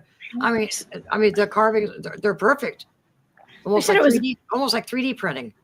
They said they were made out of paper mache or something. Yeah. I read that somewhere when I first started researching. They're like, oh, it was made out of epoxy and paper mache. No, there's no way. Forever. Yeah, paper mache lasts forever. Yeah, hundreds of years. Yeah, that's why there's still original buildings from the 1800s in Chicago that was part of their Columbian exposition. Mm-hmm. They were supposed to be torn down, but yet there's some of the structures still there. Mm-hmm. That's what I was thinking. That looked familiar. Moondog says it's a holy ark that they are seraphim. Holy ark. And I was thinking that looks like what's on the top of the Ark of the Covenant, right? Or Mm-hmm. Right. That did remind me of that. Mm-hmm. Yeah. I think President Trump had I don't know if it's a replica or what. It was like the Ark of the Covenant. Yeah, in his office, or he had one. Yeah, yes. He got a replica. Yeah. There's some serious symbology there, for sure, when it comes to these animal-human hybrids and animal-animal hybrids, I guess. But man, it's really wild that we were able to bring this all through the full circle tonight. Actually, I think with the 3-eye atlas, and then we went into Tartaria, the Mogul Empire, Tartaria, the Griffins, and going back into outer space again. I think it's all related. I mean, I think you brought it together perfectly between the comet coming in and Genghis Khan, the Tartarian flag, and the Griffins, and the hybrids, and it's just amazing. All that stuff. It has to be connected somehow. Mm-hmm. Yeah, I mean, it's in the data. It's in the data, and it's just something for everybody to chew on a little bit. It's a little food for thought, as Barry always says. And everybody, if you can make your own connections and put it down in the comments and stuff, your thoughts on it. Because I was like, okay, this show there's 2 ways the show is going to go tonight. It's going to be a complete flop, and it's going to be like, I'm going to sound like a crazy person, or it's going to be cohesive. And I put the intention on it. It's going to be cohesive. Okay. Mm-hmm. And it's all going to make sense. And thank you so much, Jane and Gerald, for making that possible for me, to helping to bring it together. Because I knew you guys would be perfect to have on tonight to help me with this. So, I mean, really, your data was spot on. I mean, it all clicked together on all your remote viewing targets. I mean, they just clicked one right after another, so it just fit perfect. So it wasn't hard, and we didn't add anything to it other than what we felt we were seeing or what you were telling us. Yeah, but not all the data even made sense to me, a lot of it, but there are key elements to do, and that's what matters. And that's really what the coordinate remote viewing is all about. You may not get a full picture, but you'll get some more information than you had when you started. You might get a fuller picture later. It may not make sense now, but later you're going to look back and go, oh, I had that in my data. Now that makes more sense. Yeah. Yes. Genghis Khan was on the comet. See, I told you. Genghis Khan has awakened, and he's with the other Nephilim giants out there. I mean, what if Genghis Khan was like a giant and stuff? I mean, that was back in the giant days, right? Well, they said Tartarians were giants. Yeah. And we saw in the history book, they said he was a Tartar warrior. So there you go. Well, like I said, it's just something to chew on, everybody. And he might have been a giant. I'm not saying he was, but could have been. You just don't look like you want to give him a bear hug, that's for sure. Well, seems like he probably gave a lot of ladies the bear hug. That's true. They got a little more than they bargained for. But well, if he was a giant or a Nephilim, he'd be a fallen angel, and the Bible says they came to breed with the women of earth. Oh man. Oh man. Well, that's another show. Could be another show. I was wondering if I wanted to go there with that one. I don't know. Yes, that's another show for sure. We do have this spacecraft hurtling towards Earth. No fear, guys. 3-1 Atlas. Yes. Just, don't live in fear about any of this. I do believe there's strong secret space program ties, and but also be on alert. Okay, like just be on alert. Don't live in fear. Be aware and be on alert. Be ready for if they do roll this kind of weird stuff out. Okay, just be ready. Don't always buy into all of it. And it's not us. It's not the people who are watching the show. These open-minded people that are here tonight. Mm-hmm. It's the people who don't have a clue and don't believe in any of this. That's who we need to worry about. Okay, the people that are going to lose their minds and go crazy and not understand what's going on and what to do. I don't know. I don't know what the right, advice is for everybody on that. It's just maybe trying to wake as many people up as we can. I mean, I know a lot of us are kind of like, all right, we've done that enough. Now we gotta get the other wolves ready, right? It's like instead of waking up the sheep, it's like, let's go find the other wolves now. You just need to keep an open mind. We're not saying everything is factual. It's just what if, and this is how we feel, or this is the path that we're taking that makes sense to us. And everybody, I believe, was a non-believer at one time until something woke them up, and then all of a sudden, it's almost like they live. You put the sunglasses on, and all of a sudden, now you can't unsee it. You start seeing things, and it's like, oh my, never noticed that before. Mm-hmm. Yes. Let's see. Oh, thank you, Girl in Her Gong. Thank you, Maureen. Yeah, thank you, Maureen. It says great show tonight. Enjoy the UFO conference at Mount Airy. Thank you. That is so sweet. Thank you to you and Gus. I appreciate y'all. My favorite furry moderator. Y'all know I got to meet Gus in person. Yeah. He was at the Florida Full Disclosure Now conference, and he knows how to dance too. By the way, we had him dancing. He was at the we had a DJ. And he would get on his back and start shaking. It was really cute. Who's better dancer, Goodall or Gus? Goodall's a good dancer. He's a good dancer. He wasn't there at that conference, but I have danced the night away with Jim Goodall before. Yeah. Okay. And he is a really good dancer. Okay. But Gus Gus booty shakes a little bit. He's more booty shakes. Jim is more classical. Okay. You can't compare. It's two different dance types. Okay. All right. Shout out to Jim Goodall. Jim booty shaking. Yeah. Oh my gosh. Thank you again, Maureen. That's so sweet of you. I appreciate that. Oh my gosh. Well, y'all, this has been a wonderful show tonight. I mean, it went far beyond my expectations. And yes, we did have a false start in the beginning. And we lost about 20 minutes. So I'm sorry about that. Oh man, we never did go back over the original data that we just exposed. Oh yeah, that's gonna be a secret. Yeah, that'll have to be next show. We'll bring it back. The missing 20. We had the 20 and back. we did. We got taken off to a 20 and back. Thank God we came back. Yes. That was literally 20 minutes. So that was wow. That's a big chunk of show to like not record. And I was looking at the audience and everybody was like, "Where's Jessica? I hope she's okay." And I was like, "I'm right here. Y'all don't see me?" Hello. Dang, I know nobody. I know if that ever happens again, y'all, somebody call my phone. If you got my phone number, y'all call me and tell me I'm looking like that I'm MIA, please. Okay. Thank you in advance. Oh my. But anyways, this is so great, y'all, and thank you so much for being here tonight. Gerald and Jane, can y'all tell the audience where they can find you and about your YouTube and your Rumble and your shop and anything y'all want to promote tonight? Yeah, I'm War Woman Goods. War Woman Goods. War Woman Goods. You can find me on Etsy at War Woman Goods. Oh yeah, thank you. You sound like Long Island Bigfoot. Yep. No, everyone should know by now I'm Chiro Sounds, and I actually do have a music channel. Nothing professional or anything. I'm not an expert or anything like that. I just have fun with a bunch of different instruments and handpans and tongue drums and Native American flutes and all kinds of wild instruments.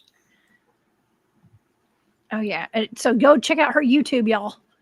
Chiro Sounds. Then you can find our interviews and our Jane's videos for of the night sky and animals over on Midwest Night Watchers on YouTube and Rumble. Rumble is our channel where we have our live guests on Rumble and YouTube. And then we try Fridays and Saturdays to do movie night on Rumble. And sometimes it's old monster movies, old suspense or mystery movies. And so it's a lot of fun. People have been showing up for that. If you have nothing better to do, hang out for a couple hours and watch some movies with us in the live chat. And Midwest Night Watchers has a 24/7 that goes 24/7 most of the time.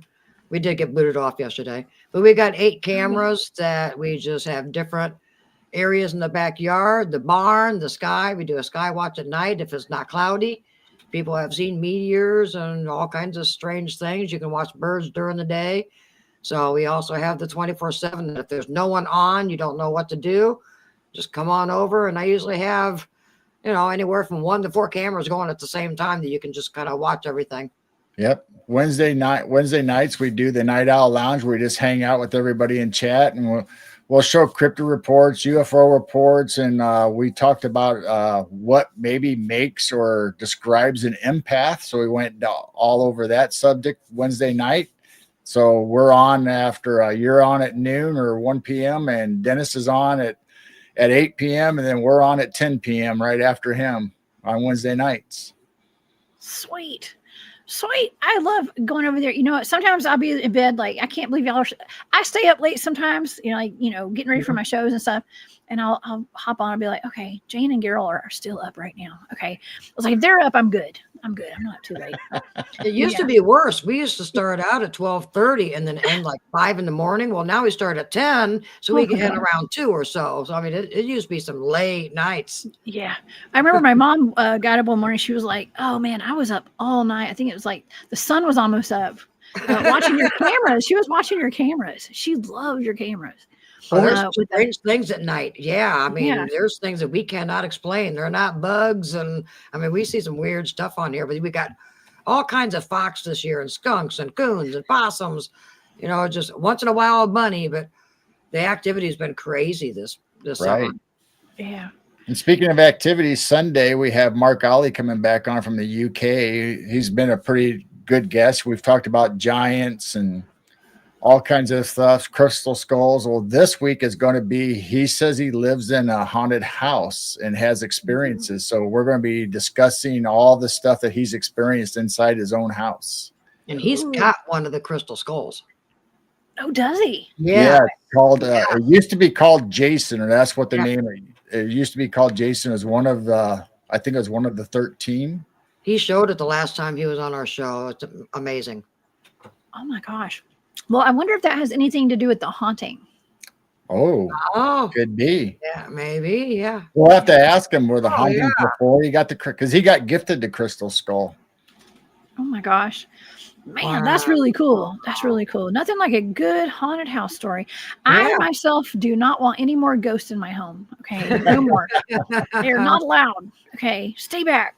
I don't know who my friends are, but I don't ever get gifted a crystal skull or anything. Right? Yeah. I was actually gifted a small crystal skull. It's like a yellow gemstone of some sort. My buddy Joe Anderson gave me one. And it has a hole through the head. It's got a hole through the head. You can make it a necklace. But it's like a little crystal skull. It's beautiful. Yeah. I always love that. I have it over here actually. I need to make a necklace out of it. So I have been gifted a crystal skull, but it's just all right. But a big one. At least give me one from Dan Aykroyd that has vodka in it or something. I mean, I don't care. Yeah. That's right. Oh yeah, that's right. I remember I was on I went into the studio at Tony Merkel's studio to do an interview, and right behind me on the shelf was a crystal skull with, I guess it had vodka or something, and I don't know. I didn't look. I figured it had alcohol in it, but it was a crystal skull. Maybe they just put water in it. Who knows? There you go. But yeah, like, we're gonna buy one of those. So, but anyways, man, this has been so great, y'all. It's always fun hanging out and catching up with y'all. And, it's been fantastic. We've had a bunch of fun. Yep, anytime you need someone, we're usually available. Well, thank y'all. Thank you so much.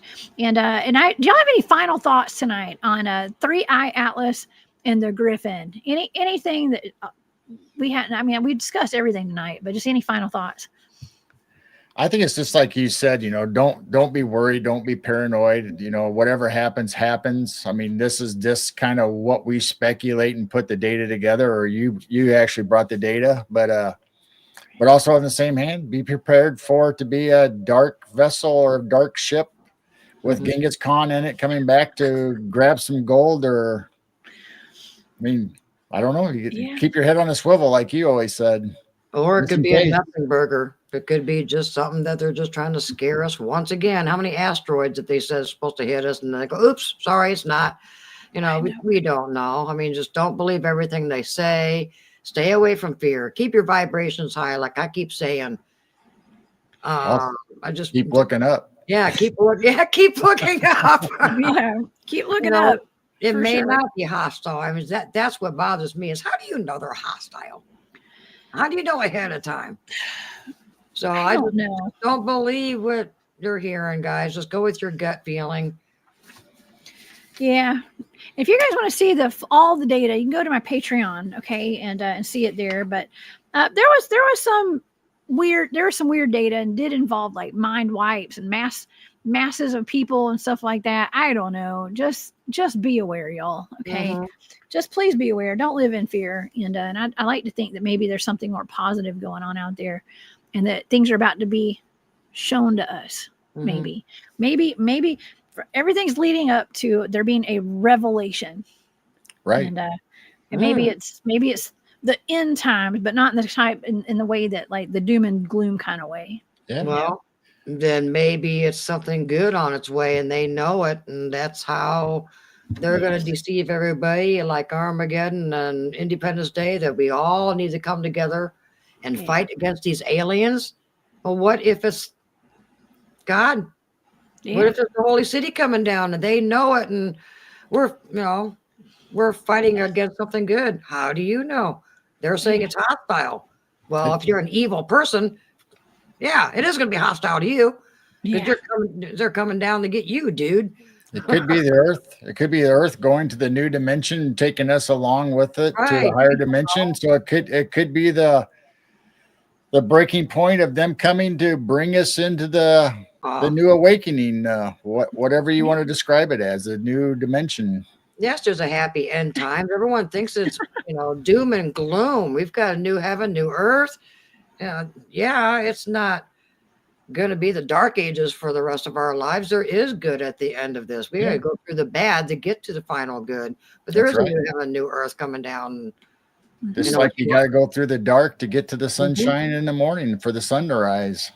Doomsdayers, end day. We even named so many different things. It's not it's not really the end of the world. It continues. Paramorph says, "Is there a happy end times that I haven't heard about?" Yes, there is. Yeah, there is. It's on its way. We're gonna have happy end that rock. It might be that black poo coming down. It's the turd. It's on its way. The flying turd is on its way. Okay, the turd is on its way. It brings good news for the girls and the boys of Earth. Maybe it's an Easter bunny, and the aliens have ate off the head and the ears and legs. And oh my God! It's got a marshmallow center. It's coming. It's like Mr. Hanky, the Christmas poo. Okay. The space junk poo. Okay. I don't know. If we're not laughing, we're crying. Okay. But I am laughing, crying. Right. Oh my gosh. Well, I hope everybody enjoyed it tonight. And I want to give a huge thank you to all my moderators tonight, and to everybody who's been here in the chat. You guys are the best. And Carol and Jane, thank y'all so much from the bottom of my heart. Thank y'all so much for being here tonight. Thank you for having us. Absolutely. I'm looking forward to seeing what our future holds. I can't wait until November to find out what's going to happen. I think it's great. Probably nothing's going to happen. Like Barry said on Monday, he was like, I've heard this so many times throughout the decades. Nothing has happened. Yes. There has been so many things that they have tried to scare us with. And then they even stop talking about it, and you go, "Hey, whatever happened to that?" Oh, it just went away. Nothing to see here, guys. I think we did say that the first 20 minutes we didn't record. This has got to be one of the slowest alien invasions I've ever experienced in my life. It is. Yes, we said that in the first take. Yes, it is the slowest alien invasion we've ever had. And it might end with a big poo headed towards Earth. What a way to end the show. It's like a joke, y'all. It's almost like they're just joking, putting things right in our faces, so to speak. Yeah. And just pulling the wool over our eyes. But nonetheless, keep your vibes high, just like Jane, you always say, keep your vibes high. High. And y'all come back and see me on Saturday. I will be back live on on the hunt Saturday night after I get home from the UFO conference. I'll be up in North Georgia during the day on Saturday. So y'all come see me out there. Oh yeah. And I'm going to have James Rink with me too, by the way. It's going to be fun. So you both get abducted. All right. Yeah. Don't get abducted. Yeah, I know. Well, I may be with James there. Who knows? Yes. But everybody have a wonderful night. Maureen, thank you so much for that super sticker. I do appreciate that very much. And everybody, please stay safe out there. Y'all don't live in fear. Don't fear the turd. Don't fear the turd. God. Oh man. I know we got potty mouth tonight. That's what we got.